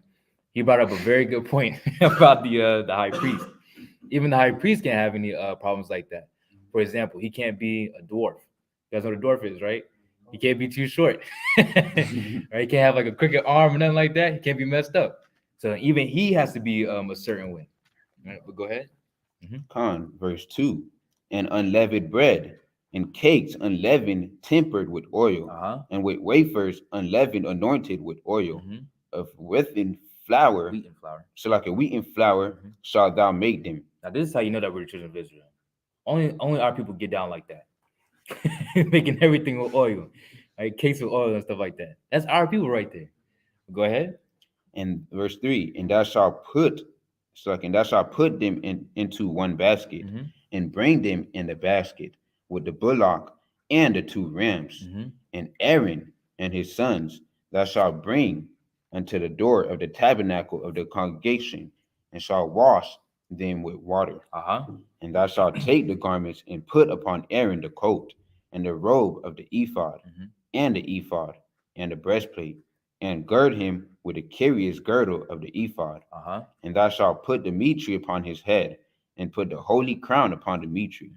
Then shalt thou take the anointed oil, and pour it upon his head, and anoint him. And thou shalt bring his sons, and put coats upon them. And thou shalt gird them with girdles, Aaron and his sons, and put the bonnets on them. And the priest's office shall be theirs for a perpetual statute. That's right. And thou shalt consecrate Aaron and his sons. And thou shalt cause a bullock to be brought before the tabernacle of the congregation.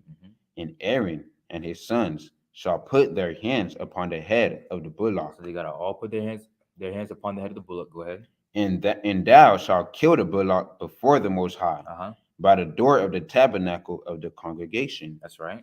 And thou shalt take of the blood of the bullock, and put it upon the horns of the altar with thy finger, and pour all the blood beside the bottom of the altar.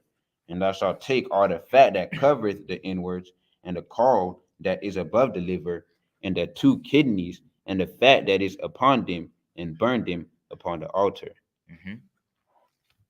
Because we know these are things we're not supposed to be eating. That's right. The fats, the kidneys, the livers. Con. Yeah, the gizzards, all that. We burned them in the altar. Verse 14.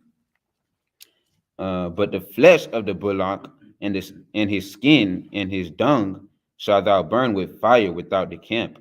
It is a sin offering. It's a what? It is a sin offering. That's right.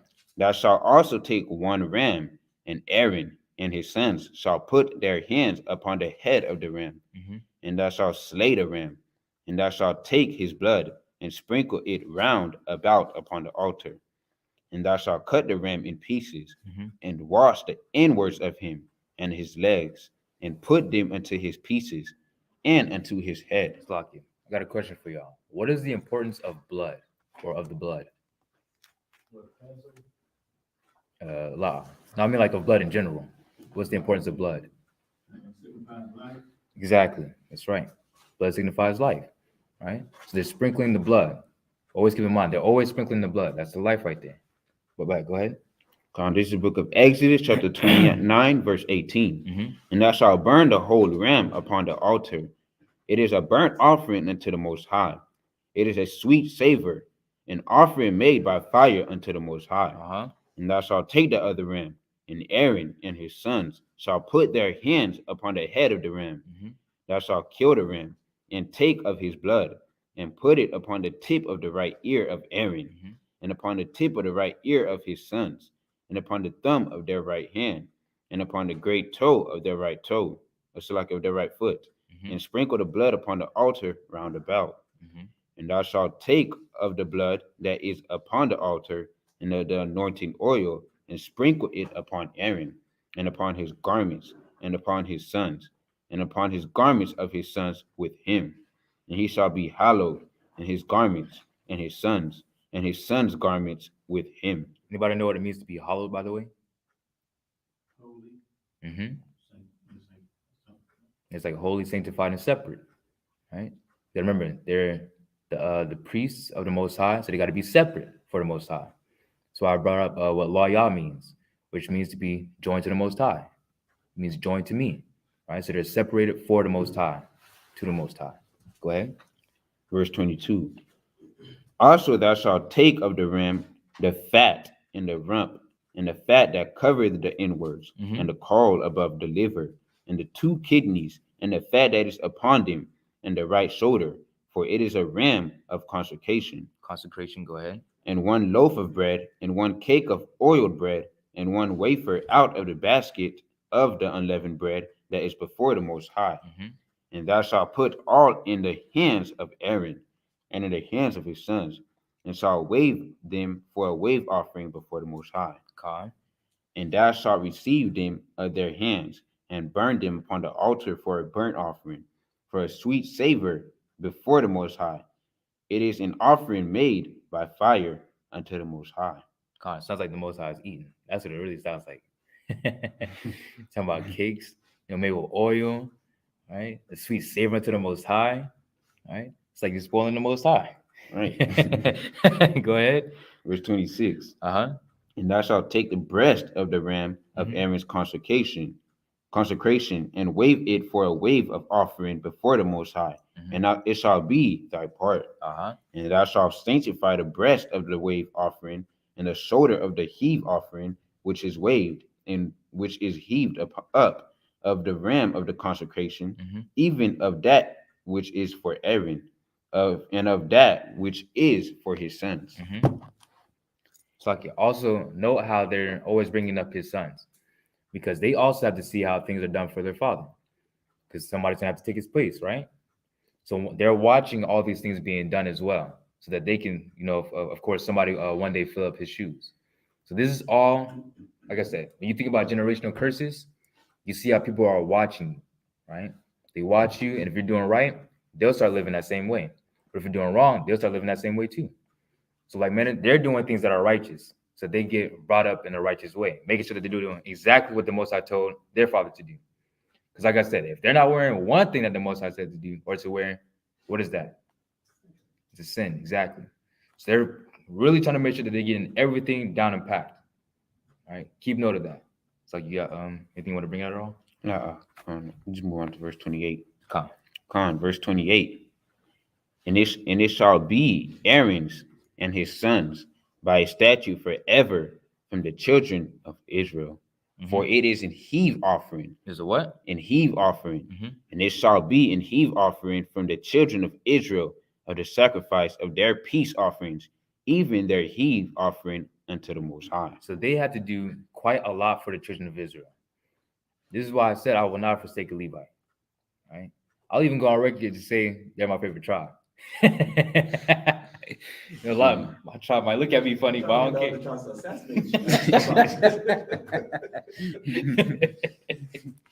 what I'm saying? But like Levi, they got that tribe. They got that that thing about them, in my opinion, where the Most High really had them lifted up for a reason. They did so much for the nation of Israel, and I really do think about that. It's like, you see what they had to do. They had to do everything by the book. And even when you say you go to a Levite church, they do things differently from a Judite church. I'm gonna be honest with y'all, very different. At our churches, we playing music a certain way. Let me see. We might have like the ushers, etc. Like they walk a certain way. They're not like in order. They just, they just like pass the offering plate. Sometimes if like the one usher will be way ahead, it's like, yo, can I get your behind back over there? But when I talked to him about how he was at his church, they do things by the book. Like it's completely different. They don't let anything slide. You're gonna stay right here. Make sure you wait for that collection plate to come past. Right? Like they be waiting for real. And they'll look at you a certain way if you don't put nothing in there. You know what I'm saying? Like you should talk about that a little bit. That's Levi, man. I remember. Oh, back, go ahead. No, you could. I remember I showed him a video on the May 18th on how my church was turning up. He's like, "What? Y'all church be doing all that?" They're like, "Dang, bro, we had the flag. We was marching on the drums. We was going crazy in the church. That's just how Levites is. It's always been in us, right?" But you have something to say? I was gonna say, a lot of times brothers see like the exaltation of that tribe, but they got to look at on the other end of it. Where you are on the Most High, there's a higher level of responsibility. Exactly. And the Most High's tolerance level is not going to be as you're not going to be as forgiving when you drop the ball. Right. You look at us as a nation of people. We're the only nation that know the Most High God. We're the only people that sanctified. And because we have all of these benefits from knowing the Most High, being His people, that's why He curses us the way He does. That's right. Same way with the Levites. They were exalted to teach the other tribes how to keep the laws and the interpretation of the law on the surface. That's right. But because they dropped the ball, now the Most High have them eating mud in Haiti. That's right. Sadly, earthquakes back to back and disease and pestilence. He's not, no matter where they go. When you look at what happened in the Bahamas, hurricanes, for example, the most part that was affected by the hurricane is the part where all the Levites was at. Exactly. They ran to the Bahamas, the Most High went to follow them. They go to Mexico, you have white men beating them at the border. That's right. Because at one point they had a high level with the Most High. Now you got to punish them and put them below everybody else. That's right. I believe when you read Malachi chapter 2 as well, it talks about how the Most High will punish the Levites as well, because they had such a high charge, and then forsaking their charge or doing wrong by their charge or not doing exactly what he told them to do, the whole nation fell. It became even worse, right? Because you guys would be the ones that had the influence of, all right, we got to make sure we, on top of this for the Most High. But they start getting slack, they start slacking off. Guess what? All the tribes are like, if they're doing it, then it's cool, right? They're the priests of the Most High. If they say it's okay, then shoot. By all means, let's just do what they're doing. And that's a problem. So when you see them in this truth and they're taking it seriously like that, like I said, it might be assassinated, like you said, but that's my favorite tribe. I'm be honest with y'all. They be going hard for the Most High. And that's how we got to be. Look at that example. That's why I said, when you look at how they were in church, when he showed me that video, like he was talking about, they do things completely different. The flag is in there. They got everybody marching on the sides, going all the way up to the front of the church. I'm like, yo, I ain't never seen this before. I told them about our church. It sounded like we was completely out of order, like in comparison. And they're not even doing things like, the correct way for the Most High like that. But they still carry themselves a certain way, even in the Christian church. So I was like, if that's like that, imagine how they were back then. Like way more strict, way more on the ball, making sure that the whole tribes, it's like every tribe was doing what they're supposed to be doing. So we should look at these examples and see why the Most High is going to bring them back in the way that he's going to. Because too many of our people are saying, Levites, man, they ain't doing nothing. They ain't do nothing for us back then. They failed us, etc. And it's like, well, guess what? The Most High is going to bring them back. You'll still feel that way in the kingdom? Lie. You're going to still look at them in the same way as we did back then, looking to them for certain things. Because it does say that we're going to be a nation of kings and priests, but you cannot replace the Levite. This is not going to happen that way. All right? Pasaki, go ahead. This is the book of Exodus, chapter 29, and verse 29. Mm-hmm. And the holy garments of Aaron shall be his sons after him. Should be whose? His sons after him. To To be anointed therein, and to be consecrated in them. Remember what I said, right? It said in his seed. So I was bringing up how the Most High was doing these things for them to see as well, for them to dock and be like, okay, just as our father did, we got to make sure we're doing the same thing, because we don't want to turn to dust in that tabernacle. The Most High to put us to death in there. So you got to make sure we're even wearing the breeches, to meet you with the crown, and make sure we got the breastplate on, the ephod. We got to make sure we're doing everything that the Most High told us to do. Because if not, somebody going to perish, right? So we got to always remember that. Because even they were looking at their father for as an example. How much more the tribes looking at Levi for an example, right? That's why we fell so hard. What's like, go ahead. Y'all stay saying we don't got no drip. Get that. This is verse 30. And that son that is priest in his stead shall put them on 7 days, when he cometh into the tabernacle of the congregation to minister in the holy place. And thou shalt take the ram of the consecration and seethe his flesh in the holy place. Does anybody know what that means to seethe? Yeah, it's like making a soup. Right? So I'm going to read verse 31 again, right? And thou shalt take the ram of the consecration and seethe his flesh in the holy place. And Aaron and his sons shall eat the flesh of the ram and the bread that is in the basket by the door of the tabernacle of the congregation. So the Most High was really just treating them different, man. Sound like curry goat. It's like curry goat. God, man, the Most High was really just treating Levi how he's supposed to be treated, man. Like I said, they're the priests of the Most High. That means that they're joined to the Most High. So they got to be holy. If they're holy, you got to treat a holy thing how? You got to treat it a specific way, right? You got to up that thing because it's holy. That's why the Most High had them decked out. So he was, throwing that little jab about how I said they don't got no drip. Because back then they had all the drip, right? They really did. Gold is gold and decked out, man. Go ahead. Verse 33. And they shall eat those things wherewith the atonement was made, to consecrate and to sanctify them. But a stranger shall not eat thereof. But a who? A stranger shall not eat thereof, because they are holy. Now, what do you guys think a stranger in this context means? Oh, my bad. That's strange as it is, man. That's right, exactly. Because you got to remember, this is all for who? What tribe? That's right, but specific. My bad. Go ahead. For Aaron and his son. Exactly. I was about to say, but more even specific is Aaron and his sons. All right. So a stranger could also even be a Levite.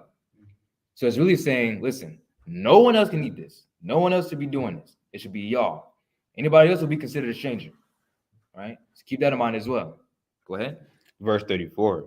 And if out of the flesh of the consecrations or of the bread remain until the morning, then thou shalt burn the remainder with fire. It shall not be eaten because it is holy. That's right. Meaning we have to finish everything on that day. Right? We don't save our food for tomorrow. There's no yesterday food. We finish it on that day. Right. So it's kind of like Passover, for example. Yeah, so like Passover. When you read about Passover, you got to do what? That's right. You got to burn the rest that you don't eat, and you also got to do what? Eat it in haste. Right. So they got to eat it before a specific time because the Most High is not doing leftovers. God. Okay, go ahead. Verse 35. And thus shalt thou do unto Aaron and to his sons, according to all things which I have commanded thee. 7 days shalt thou consecrate them, and thou shalt offer every day a bullock for a sin offering for atonement. And thou shalt cleanse the altar when thou hast made an atonement for it, and thou shalt anoint it to sanctify it. When you think about the number 7, 7 is usually always used as a complete number, right? A complete dispensation of time, or just like when you think about the creation, it says 7, right? It always goes to 7. Think about that, right? 6 working days, and then the 7th was what? Sabbath, the rest. Completion. Always think about that. Why I always mention 7, right? Go ahead. Verse 37. 7 days thou shalt make an atonement for the altar and sanctify it, and it shall be an altar most holy. Whatsoever toucheth the altar shall be holy. That's right. Now this is that which thou shalt offer upon the altar: 2 lambs of the first year, day by day, continually. The one lamb thou shalt offer in the morning, and the other lamb thou shalt offer at even. And with the one lamb a 10th deal of flour mingled with the 4th part of an hin of beaten oil, and the 4th part of an hin of wine for a drink offering. And the other lamb thou shalt offer at even, and shalt do thereto according to the meat offering of the morning, and according to the drink offering thereof, for a sweet savor, an offering made by fire unto the Most High. This shall be a continual burnt offering throughout your generations at the door of the tabernacle of the congregation before the Most High, where I will meet you to speak there unto thee. And there I will meet with the children of Israel, and the tabernacle shall be sanctified by my glory. And the tabernacle shall be sanctified by my glory. And I will sanctify the tabernacle of the congregation, and the altar I will sanctify also both Aaron and his sons, to minister to me the priest's office. And I will dwell among the children of Israel. Among who? The children of Israel. Among who? The children of Israel. And will be their power. Be who? Their power. Be whose? Their power. He said he'll be our power. You won't see it talking about anybody else. That's throughout all the scriptures. You will not see him talking about being the power of Edom, being the power of Ishmael, being the power of Ammon, Moab, the Ethiopians, the Egyptians, none of these other nations. They don't get to flex like that. Only we do, Khan. So in these last days, we got to really push for the Most High. Because he stamped his name on whose? Israel. He stamped his name on Israel's name. Right? So we got to really look at that and really take it into accountability. So I can take into accountability the fact that the Most High really does love us like that. And he's going to, keep his promise to Abraham, Isaac, and Jacob, our forefathers. Right? Because the Most High doesn't play. How about you guys? Something you want to say? Leviticus 26:46. 26:46, Khan.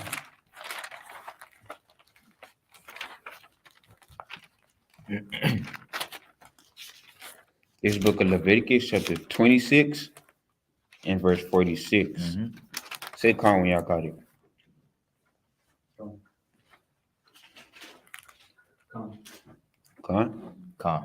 Calm. Leviticus chapter 26, verse 46. These are the statutes and judgments and laws which the Most High made between him and the children of Israel in Mount Sinai by the hand of Moses. That's right. That's right. Because the Most High is only dealing with who?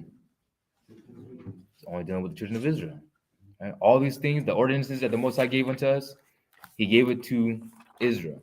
Right? When you think about the Ten Commandments, for example, Mount Sinai, who was under there? The Israelites. You won't see that it's talking about the Egyptians, because what happened to them? Say it again, like, go ahead. They were I don't exactly remember. It's in Numbers 11:4. Going over not the remnant, but lusting. Lusting? Con. Are you talking about the mixed multitude? Yes. Yeah, con, exactly. And guess what happened to them? Death, put to death. So no one can say, well, there was other people with the Israelites, so they got it all too. They didn't even make it out. So they can't even say anything about that either. That's what a lot of Christians want to say. They're like, there was a mixed multitude. Nah, they made it out. Prove it. As I always say, prove it. Because I can prove to you right now, they did not make it out of there. So they didn't get all the things that Israel did. They didn't even get anything. Because they're not the children of Israel. Con. It always mentions the children of Israel. It doesn't even say anything about the mixed multitude getting all these different things. Okay, go ahead. 2nd Ezra 3, verse 34 to 36. 2nd Ezra 3, 34, 36.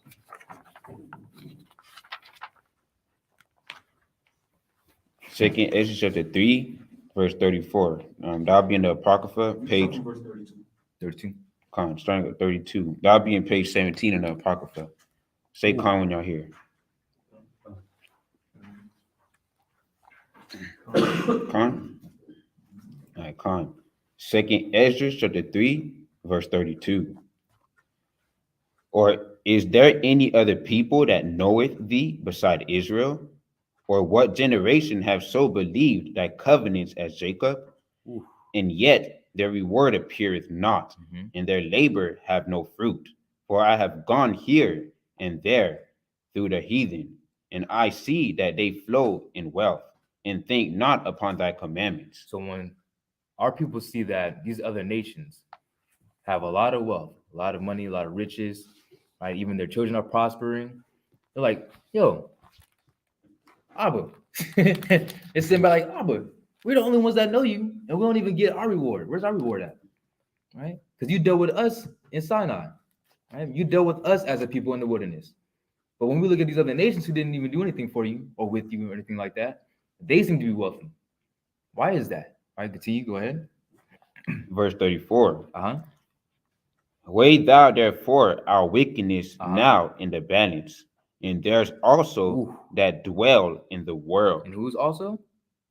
And weigh down therefore our wickedness now in their balance, and there also that dwell in the world. Go ahead. And so shall thy name nowhere be found but Israel. Who? But Israel. The Most High's name is only with Israel. That's why I said the Most High stamped his name with who?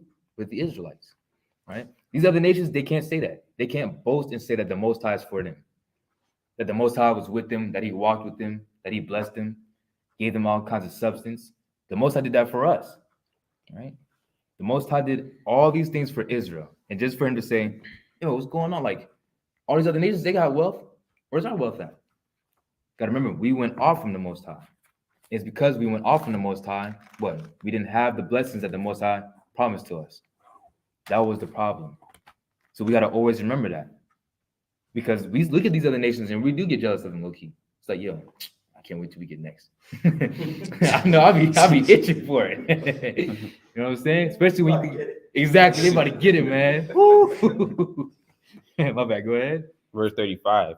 Or when was it that they which dwell upon the earth have not sinned in thy sight? Because these other nations, they do what? They sacrifice their children. Right? They sacrifice babies. The Most High is not rocking with that. That's all the way back in Genesis where it talks about that. How the Most High does not rock with them sacrificing their children. Right? That's why I said don't do the things that the Egyptians did. Or do the things of those people in those specific lands, like the land of Canaan. Because that's what they were doing heavily. Sacrificing children. Most High doesn't rock with that. So guess what? They sinned. They went off. Because that's like a universal law. Don't sacrifice your children. Con. Right? Go ahead. Or what people have so kept thy commandments? None of them have kept his commandments. That's why he's asking these questions. They're like rhetorical questions.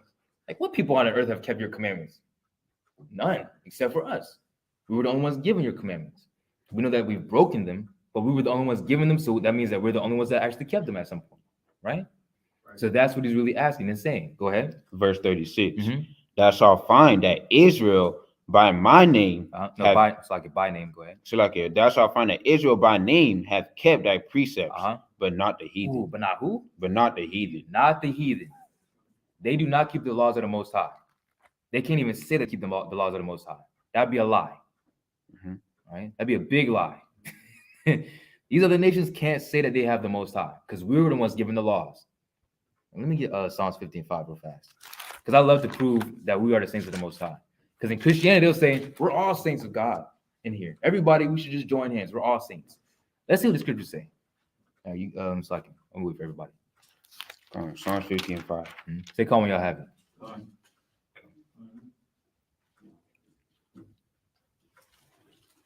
I can't go ahead. So this is the book of Psalms, chapter 50, in verse 5. And gather my saints together. Gather who? Gather my saints together unto me. Those that have made a covenant with me by sacrifice. By what? By sacrifice. So you got to remember, Israel was only with the Most High during the time of the wilderness, right? We're the ones who made a covenant with the Most High by sacrifice. Like I said, even if they want to mention the mixed multitude, what happened to them? They were put to death by the Most High. All right, keep that in mind. Exodus 24 real fast. 24 and verse 3. Because this is how you prove it right here, who the saints are. Because these other nations will say, listen, everybody's a saint ever since the New Testament. And they'll still get cut because they don't know what they're talking about. All right? When it talks about the saints in Romans, in the book of the Corinthians, in any of those different books, it's always referring to the people of the Most High, that the Most High led out of Egypt. Keep that in mind every single time. This is why we always mention going back to Torah, so we get to understand the proper edification. Go ahead. This is the book of Exodus, chapter 24, verse 3. Does everybody got it? And Moses came and told the people all that the words of the Most High, all of the words of the Most High, and all the judgments. And all the people answered with one voice and said, all the words which the Most High have said will we do. So this is Israel giving consent. Every single thing that you said, we're going to do them. All your commands, we're going to do them. Go ahead. And Moses wrote all the words of the Most High and rose up early in the morning and builded an altar under the hill and 12 pillars according to the 12 tribes of Israel. Literally according to the 12 tribes of Israel. Right? That's another cut already. Let's continue. Go ahead. And he sent young men of the children of Israel, which offered burnt offerings. Offered what? Burnt offerings. Offered what? Burnt offerings. Offered burnt offerings. Go ahead. And sacrificed peace offerings of oxen unto the Most High. Unto the Most High. Go ahead.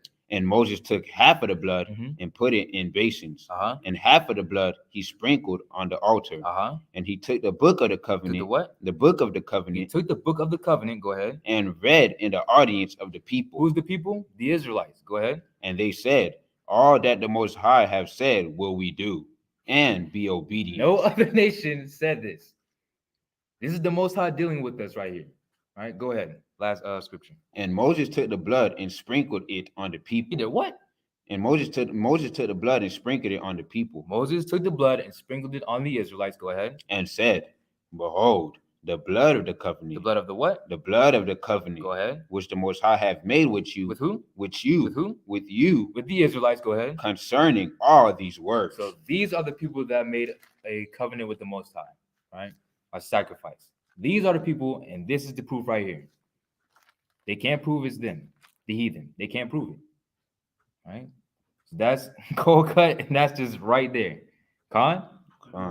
Right? No ifs, ands, or buts about it. So you can go back to the portion.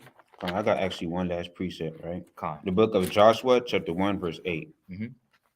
Right. Book of Joshua, chapter 1 and verse 8. Say Khan when y'all got it. Khan? Khan. All right. Book of Joshua, chapter 1 and verse 8. Mm-hmm. This book of the law shall not depart out of thy mouth, but thou shalt meditate therein day and night, that thou mayest observe to do according to all that is written therein. For then thou shalt make thy way prosperous, and then thou shalt have good success. That's right. So we make our ways prosperous by doing what? Keeping the law, statutes, and commandments that were given to us. Mhm. It's not given to the heathen. They have not even kept the Most High's charges, right? They have not kept any of the commands of the Most High. They can't even say that collectively they've kept it. They can't say it. The Moabites can't say, we kept all the laws of the Most High. We were under there. Prove it. They can't. It don't even make any sense. It's still eating rat. It's the exactly. It's the eating right. Eating mice. And there's scriptures on that too. Right? In Isaiah 66 and 15 to 17, where it talks about them eating the abomination, the mouse, right? The things that the Most High said not to eat, they're going to be consumed together. That's what it says. That's of our people as well. If we're eating the things that these other nations are promoting, guess what? That's death on you. Because you shouldn't be eating it. It says if you break the least commandment, that's a problem. Khan? So we should be promoting to do what? Keep all the commandments to the best of our ability. That goes for the least to the greatest.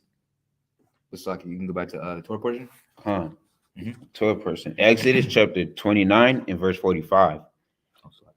Yeah, go ahead. Exodus chapter 29 verse 45. And I will dwell among the children of Israel, and will be their power. And they shall know that I am the Most High, their power, that brought them forth out of the land of Egypt, that I may dwell among them. I am the Most High, their power. It always says their power. Right? It's always talking to Israel because the Most High stamped his name on Israel. He keeps reiterating that over and over and over again. It's as if he knows that the heathen are going to get it one day, going to get the Bible one day, and start saying that the Most High is their power. It's as if he already knows, because he clearly does. I'm not going to lie. That's kind of funny to me, because he's clearly saying it over and over. Their power, their God. You read Joel 2 and 27. Actually, get that real fast, bubble shot. Joel 2 and 27. It says that we're the only ones that the Most High has ever dealt with, and we're also the only ones that the Most High ever gave his law, statutes, and commandments to. Right? His testimonies, all these different things. Those are for us. Right? When you get it, you go ahead. Those is book of Joel, chapter 2, verse 27. Does everybody got it? Joel 2 and 27. And ye shall know that I am in the midst of Israel. Of who? Of Israel. Of who? Of Israel. Because the Most High has always been in the midst of Israel. Right? If we know that Malachi 3 and 6 says that he doesn't change, what does that tell you now? He's still only in the midst of Israel. Go ahead. And that I am the Most High, your power. Whose power? Your power. Like you just said in the book of Exodus. Literally just said the same thing. Their God, their power. Go ahead. And none else. And who? And none else. And none else. He's never dealing with these other nations. That's why these heathen have never kept his charge. They have never kept his commandments because he's never dealt with them like that. Khan? Or you can go back to Torah portion. This is the book of Exodus, chapter 30. In verse 1. And thou shalt make an altar to burn incense upon. If shittim wood shalt thou make it. Of shittim wood thou shalt make it. A cubit shall be the length thereof, and a cubit the breadth thereof. Anybody remember how long a cubit is? How big it is? All right, I'm about to say the brother Bawa did it in the back too.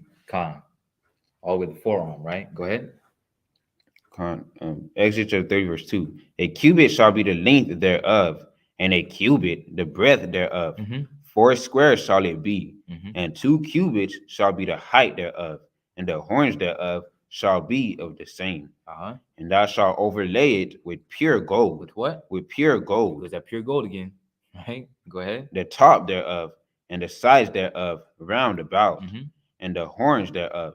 And thou shalt make unto it a crown of gold around about, and 2 golden rings shalt thou make to it under the crown of it. By the 2 corners thereof, upon the 2 sides of it, shalt thou make it, and they shall be for places of the staves to bear it withal. And thou shalt make the staves of shittim wood, and overlay them with gold. And thou shalt put it before the veil that is by the ark of the testimony, before the mercy seat that is over the testimony, where I will meet with thee. And Aaron shall burn thereon sweet incense every morning. When he dresseth the lamps, he shall burn incense upon it. And when Aaron lighteth the lamps at even, he shall burn incense upon it, a perpetual incense before the Most High throughout your generations. That's right. Ye shall offer no strange incense thereon, nor burnt off thereon, nor burnt sacrifice, nor meat offering, neither shall ye pour drink offering thereon. And Aaron shall make an atonement upon the horns of it once in a year with the blood of the sin offering of atonements. Once in the year shall he make atonement upon it throughout your generations. It is most holy unto the Most High. That's right. It is most holy unto the Most High. That's it for the Torah portion. All praise be unto the Most High. Remember, we got to leave it early. We made it 2:29. Because we don't want to have it for until 3 o'clock. So I'm trying to make sure we get everything set up, put up fast, etc. Because we don't know. We want these people on our case. They're already strict. Huh? You probably have enough time for the half Torah portion too. Half Torah portion? Yeah, Matthew 5 verse 13 to 20. Heard of Matthew 5, 13.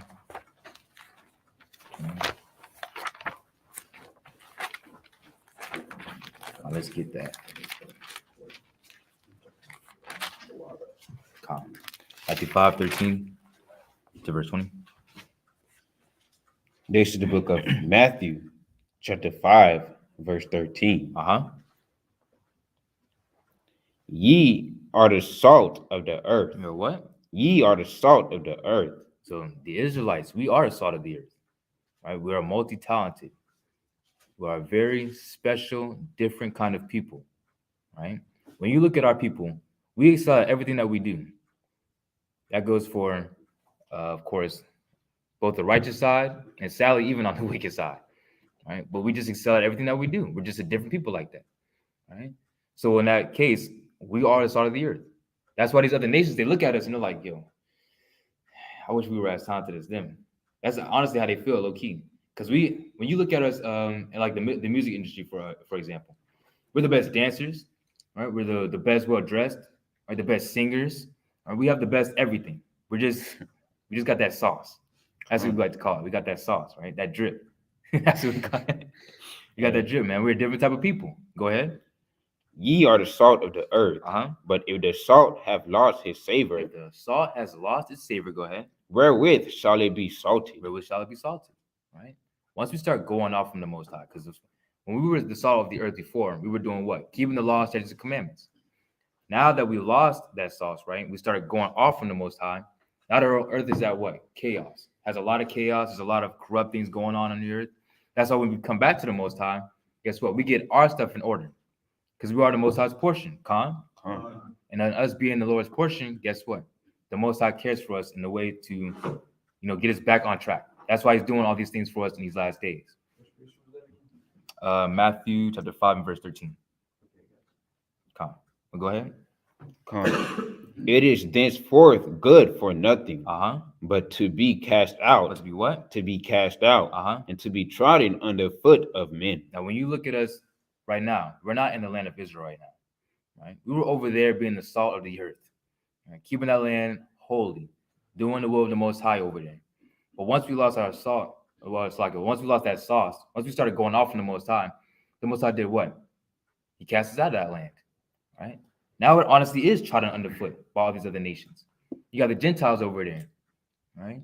Having their time, they're having a blast over there in our land. And they're literally having a blast over there because there's a lot of not ballistic missiles. You got a lot of missiles hitting over there as well. You got Iraq and Iran fighting over the, what do they call themselves over there? Pakistan, right? There's a whole war over there for a land that's not even theirs. It's not even theirs. They're going to get blown to bits. Things have to happen to them for what they've been doing to us in these later times. Right? There's a judgment set for them. That's what the scriptures say. And we got to remember that and keep that on our minds. But go ahead when you're ready. Come. Mhm. Verse 14. Ye are the light of the world. You are the what? The light of the world. We are the light of the world. Whenever we keep in the law, statutes, commandments, guess what? Our people do what? They come back to the Most High. Because they see, whoa, he's wearing fringes. That looks kind of nice. I like that border of blue that he has on. It's a nice blue. Right? When they see our sisters with head wraps on, see them with dresses, they're like, yo, I know a sister could look that good in the dress. She looks so respectful. Then they hear, a few words come out of our mouth, just a few words. And they're like, they talk differently. They really talk differently. I kind of want to be that way. Because how do our people feel about themselves right now? Like they're nothing. That's honestly how they feel. But once they see us carrying ourselves a certain way, they're like, I want to mimic that, honestly. Because I didn't know that a sister could really, do it like that. Or a brother could really rock it like that. Brother got a nice beard. You know what I'm saying? Like that's how they be feeling. Like I said, don't look at us once again, because we younger brothers, we trying. But you know what I'm saying? Like we look at that and we're like, I really want that. I want to keep that nice beard that the Most High blessed us with. That shows you the Shabbat Shalom, family. Captain Utazaka. That shows you the mark of a man right there when he has his beard. Right? But go ahead. Verse 14. Mhm. You are the light of the world. That's right. A city that is set on an hill cannot be hid. That's right. Neither do men light a candle and put it under a bushel, but on a candlestick. Because if you put it under a bushel, what will happen? That's right. Exactly. It burns up. All right, go ahead. And it giveth light unto all that are in the house. That's right. So in like manner, us being the light of the world as well. Because you have to remember, after that set time period of them being in captivity, one nation is not going to be here anymore. Anybody remember who that nation is going to be? That's right. Esau. They're not going to be here anymore. So all these other nations, they're going to still be trying to do what? Come to that light, though. They will be trying to come to that light. And in that time, we will help them. This is not the time. Keep that in mind. That this is not the time. Got a lot of Israelites saying, man, we gotta stick up for them too. We got some that's out there trying to teach the truth. No. Because Isaiah 14:21 says they have to get their payment. They have to. You can't try to be buddy with them in these last days. Why? Because guess what? They're gonna still have to go into captivity. You low-key hurting yourself at that point. Because what if you do make it? Now you got to see your old buddy in shackles and chains. Why would you put yourself in a predicament? That doesn't even make any sense. So you have to keep that straightforward mindset of my people, my power, the Most High. Go ahead. And we got to look at Abraham. That's a good example when he was trying to buy the burial site for his wife. We got to learn how to use the nations for our use. That's right. That's what that portion taught us. When we look at the white man, they know how to use us to play their basketball. That's right. To get certain tasks done, to get favors, to give them that edge. That's right. And then he calls you the N-word. That's what he does. We got to learn how to use them when we need something and when we need to get something done. Then we let him go back to being the dog in the backyard. Exactly. But we got to learn how to use them, like how Abraham and our forefathers learned how to use them. Exactly. For our use. That's why the scriptures say that all these things are written for what? Aforetime for our knowledge and our learning now. That's right. That was a perfect example, literally. Because when you think about it like that, they do talk about us. They make riches off of us. To this day, making millions and billions. I said millions. That's an understatement. Billions and trillions of dollars. Making bets. Man, I think Dwayne well, I forgot he don't play anymore. And LeBron, he's gonna take them to the finals, man. He's gonna take them to the finals. Just watch. They get billions off of him. Literally put him on a pedestal since he was what, like 20 years old? 19? Ever since he got into the league. They've been putting his man on the pedestal. And guess what? Just making bank off of him. What our people get, we get millions. That's a piece of the pie. That's just literally a crumb in comparison to trillions. Billions and trillions of dollars. So like you said, we got to learn how to use them, how to use us. Right? Especially in these last days, knowing that a lot of these things that they have right now is useful for now. But a lot of these things will go down soon. So keep that in mind. This is why we don't put money and materialistic things over your people and the Most High. Because none of these things are going to transpire and go into the kingdom with you. Right? But my bad. Go ahead. Verse 16. Matthew chapter 5, verse 16. Come. Let your light so shine before men. Do what? Let your light so shine before men, that they may see your good works and glorify your Father which is in heaven. So when we are around our people, this is what we should be doing. Letting our light shine. That's lucky. letting our light shine in front of them so that they say, yo, you know something about our history? Con. Because a lot of our people don't even know who we were before slavery. They really don't know. So it's like when they see us in this specific attire, they really want to know where this came from. And this is what we wore back in Israel. This is what we wore.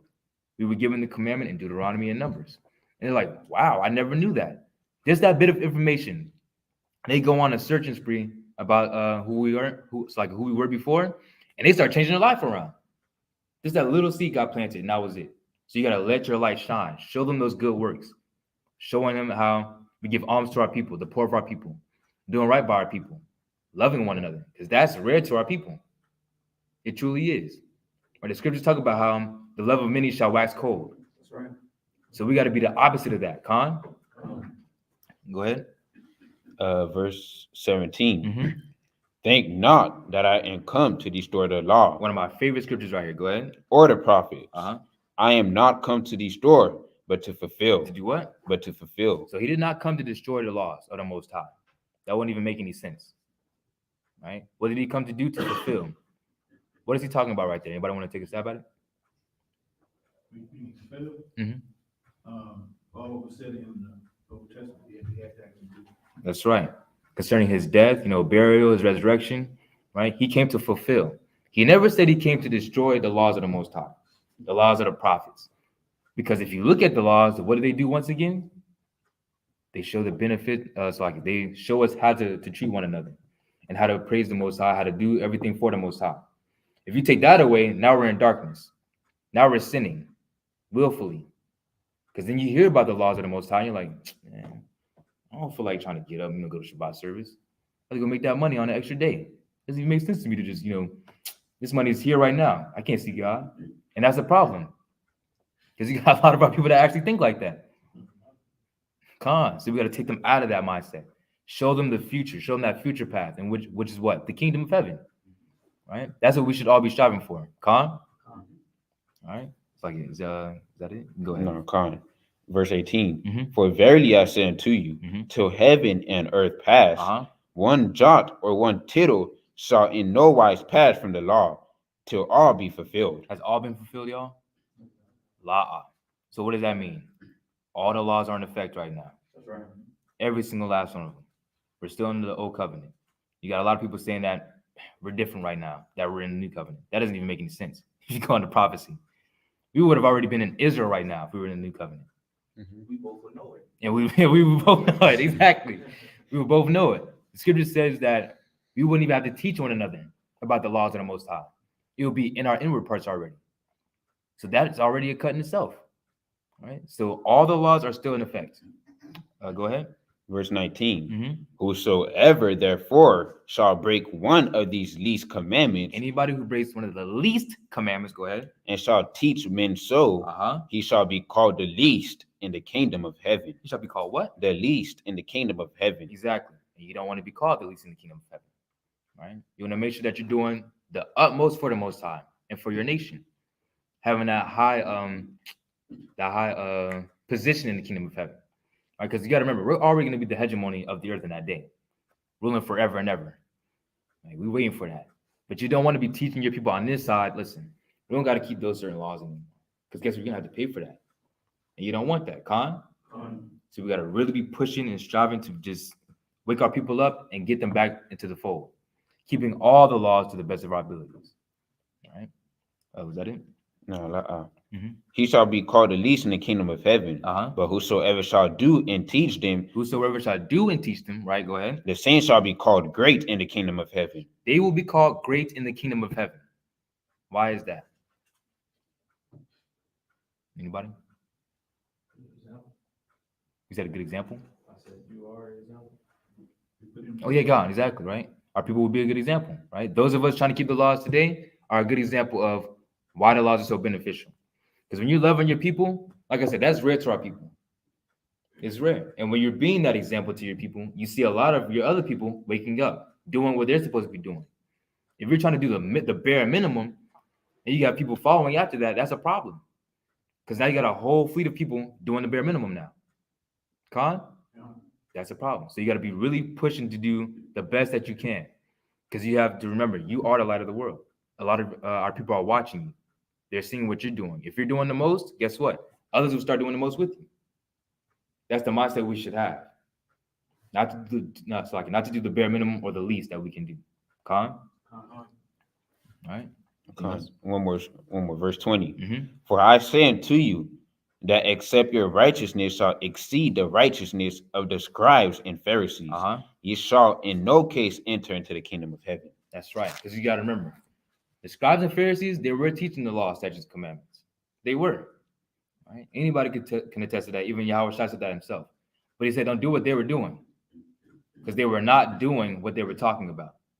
For example, they could be in a synagogue saying, listen, we got to give alms, man. All you guys got to continue to give alms to the poor of our people. But as soon as they get out of that synagogue, behind closed doors, what are they doing? They see the poor and they're like, stay right here, bro. Dude, get your money. Right? Get your money. If I ain't about to give you nothing. They're doing the opposite of what they're teaching. They're being hypocrites at this point. And that's a problem. Our people cannot build or be built up if you're not doing anything for them. And that was the problem that they were running into, that they clearly didn't even care about like that. And they were teaching our people to do one thing, but they were doing the complete opposite. As if being praised by men is better than being bigged up by the Most High. Because the Most High watches all. That's why I said, fearing the Most High is the beginning of wisdom. They were void of wisdom. I'm going to be honest with you. Because they were saying, we look good in the sight of men. So guess what? We kind of look rich out here. We look rich. I'm doing well for myself. So I don't got to really give alms like that. I'll just look like it. I'll look the part. And Yahawashi was seeing that problem. Y'all filthy, wicked generation. And that's really how he felt. Because how can you say you're going to do, how can you tell people to do certain ththings, but you're not even doing it yourself? That makes no sense at all. And that's extremely wicked. So we got to live up to Yahawashi's example. Because whatever he was teaching, guess what he was doing? Doing exactly what he was teaching. Live the part. If you're speaking it, live it as well. Sis in the chat said, live unholy 6 days a week, and then on Sunday want to come in church and judge everyone. Yeah, that sounds like that's a Christian church all day long. Going to strip clubs on Saturday, go straight to the church on Sunday, try to look all holy and sanctified. Man, she ain't got the hat like I do. She ain't got that one hat. I got that one gold hat. You know what I'm saying? So, I look better than her. I know my dress looks better than hers. Right? They all in the pastor's face. Oh, pastor, I'm so glad for the word today. Let me give you $100 inside the collection plate. See, they look good in front of men, right? They look good in front of men and women. But guess what? The Most High sees that as a problem. And they don't even think about it like that because they don't really fear the Most High. They're void of wisdom. And that's the problem. And we need to stop that. That's why when we come back into the knowledge of the truth, and we teach our people who they are, etc., they really do see the works that we're doing, and they're like, yo, I have never seen brothers and sisters like y'all before. And they appreciate it so much because they're like, I know if I need something, any type of help, I can ask y'all. I can never do that in the Christian church. I've had brothers and sisters tell me that when I was in high school and in middle school. Yeah, I'm not gonna lie, that brought me to tears before. Like, yo, that's even your own family will turn on you at times, right? My bad. Go ahead. I do have a question for you. Can you go back to Revelation chapter 21 and 8? Come. 21, 8. Go ahead. This book of Revelation, chapter 21 and verse 8. I just want to, but it says, but the fearful, that is anybody that's being regularly scared or it's like but being fearful of what? This. For example, say that you have a talent, right? Actually, I'm gonna use that as a good example. I believe Yahawashi was talking about, he made a parable about the talents, right? Brothers and sisters having talents. If you hide your talent, right? Say you had that talent, you could have brought a lot of people into the truth. And Yahawashi comes, and you're like, yo, I just didn't know. You were austere. So, I was fearful of what you might do. So I kind of kept it to myself. And I didn't know what to do with it. He's gonna say you're wicked. Because you know that you could have went on a limb and actually helped your people. Why would you hold what the Most High gave you and keep that to yourself? It's like wisdom, for example. If you know you have wisdom and knowledge of this truth, why are you holding it back? Because you're fearful of what somebody might do to you? So it can also apply to brothers I would say so. According to the truth, Uh-huh. but they scared of What man might do to them. I'm not saying scared, maybe fearful Yeah. of what, if their job finds out, they don't see them on the side of the corner. I would honestly say so. All that type of stuff, right? Con. You can go ahead and say that. Con. So if you look in the Greek, look up the word fear, right? It says of Christians who through cowardice give way under persecution and apostatize. So I'll give you an example. So like it says, giving way under persecution. Say like you have everybody's attention is on you. Like, yo, you a Hebrew Israelite? Like you said, using that as an example at your job. They're finding out that you're a Hebrew Israelite. And you're like, no, I'm not affiliated with that. You're not bold for the Most High at that point. You're cowardice of what they might do to you. Jeopardize. Exactly. You're like, that jeopardizes my job. Right. You're putting your job over the Most High, over the kingdom of heaven. My bad. Go ahead. But and this right here is saying they should have their partner later. See, that's Exactly. All because you're fearful. Why can't you be bold for the Most High? That shows your faith. You have a little faith right there. See, that's what it touches on. But you know, I've had this discussion topic with some other brothers, and they don't see it that way. They don't see it that way? Go ahead, bro. It's like Deuteronomy 20, verse 8, and Sirach 2, verse 12. And just to add on what the captains are saying, the reason why the Most High say that to the fearful don't have their partner in the fire is because if you're fearful, you're going to jeopardize the laws of the Most High. You're going to fold under pressure. That's right. When things get tough. If you're fearful and you're a shook one, you shake like a leaf in the breeze. When the persecution comes, you're going to throw away the laws of the Most High just to survive. That's right. You know, you're going to eat pork when there's a famine. Exactly. You're going to break the Sabbath day just to get overtime. And that scripture in Deuteronomy 20 and verse 8, it shows us, even in the Torah, the Most High doesn't deal with the spirit of fear. Because if you have that spirit of fear, you can't focus on the Most High and you're scared. That's right. It shows a lack of faith in the Most High God. Con. And in Sirach 2 and 12, it gives us the wisdom behind that spirit of fear. Go ahead. Right. So this is the book of Deuteronomy, chapter 20 and 8. And the officers shall speak further unto the people, and they shall say, what man is there that is fearful and faint-hearted? Let him go and return into his house. Let him do what? Go and return into his house. Lest his brethren's heart faint as well as his heart. So it's like a domino effect. It's like exactly like a disease. Because you're saying, yo, man, these brothers right here, they look too big. They look too big. At first, one brother was confident, like, man, we could take them. Him hearing that, he's like, he kind of got a point. I mean, they look pretty big. They look pretty big. He said, they may be stronger than us. I can't take that. And now he's whispering it a little bit under his breath, and now the other brother's hearing it. Now it's like a chain, going all the way down the line. So you can't have that. You can't be fearful. Go back. Go get that one. This is the book of Ecclesiasticus or Sirach, chapter 2, verse 12. Woe be to fearful hearts. Woe be to fearful hearts. Go ahead. And faint hands. And a sinner that goeth two ways. Because you can't serve two masters. Oh man. That was the book of Ecclesiasticus or Sirach, chapter 2, verse 12, in page 71 in the Apocrypha. That's right. Woe means destruction. So if you're trying to serve two masters, or you're saying, yo, listen, I know I'm a Hebrew Israelite, but I need this job more. You're doing what? Going two ways.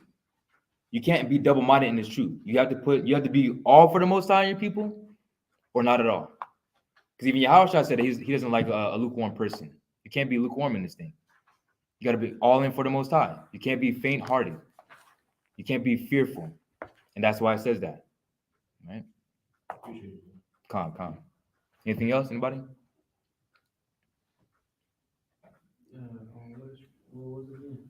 It was the book of Sirach, chapter 2, verse 12. Calm. Let me know when you guys are ready for announcements. Yeah, calm right now.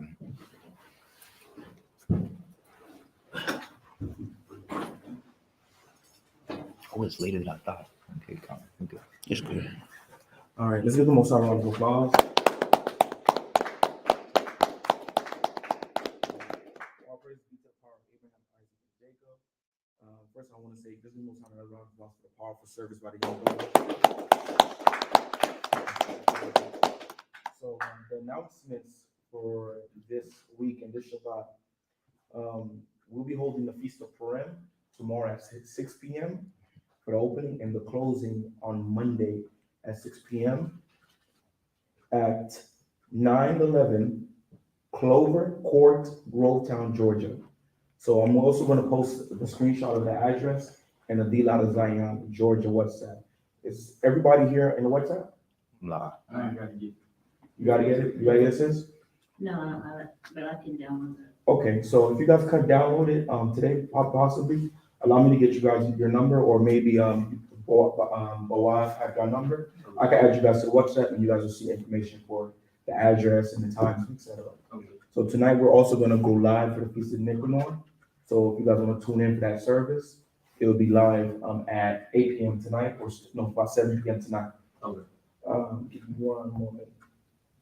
We also, if anybody's gonna come, we also do collections for the Feast of Purim, because according to the Torah, the Most High says we're not supposed to come before Him empty. In the world, Jake will come to the party with 2 empty stomach with 2 to-go plates. In the truth, we can't do that. The Most High tells us not to do that. That's all spirit. So if you could bring drinks, rice, salad, fruit, whatever the Most High bless you, it's all according to what He gives you, according to what He gives you in your life. You can also bring, so everybody can enjoy this glorious feast. We're gonna have games. We have wine. The brothers are bringing strong drink, which is cognac and Hennessy, etc. So we could do all in brotherhood and sisterhood. That's right. All donations could be sent to $DLOZ, whatever the Most High bless you according to His will. So we don't put no number on it, it's according to what He blessed you with. So all of the, I'm sorry. Okay. What was the Address? donation? Oh, it's $. Oh, it's on the cash app? Yes. Okay, and what's the,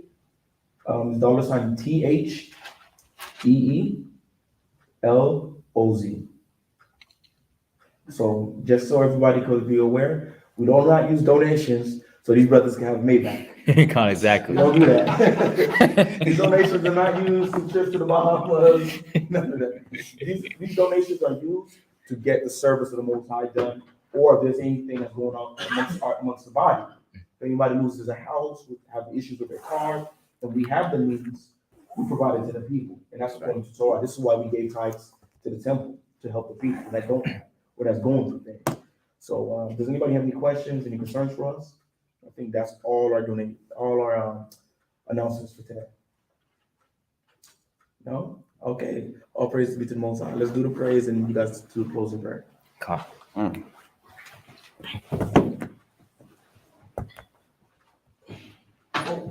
Almost forgot. April 14th at evening will be the Passover. So for April 14th, for the Passover this year, we'll be holding it in our headquarters in Barak County, Florida. Anybody who's trying to attempt to go, like you guys are driving, flying, please let Captain Socarno let me know, and we'll find out a way to accommodate you guys. When you guys do come out, so we'll have somebody to drive you around. Maybe you want to sightsee, or maybe you need assistance getting down there. Make it to the Passover. Please let us know Passover is around the corner. Please do not wait a week before Passover to let us know, because that's between you and the Most High God. So please, Passover is around the corner. I want to see all you brothers and sisters there. All praises. All right, with that, we start singing the praises to the Most High. Oh, it's fine. Then we do the closing prayer. All right. Amadim upon Yakudam. Rise and face the east. All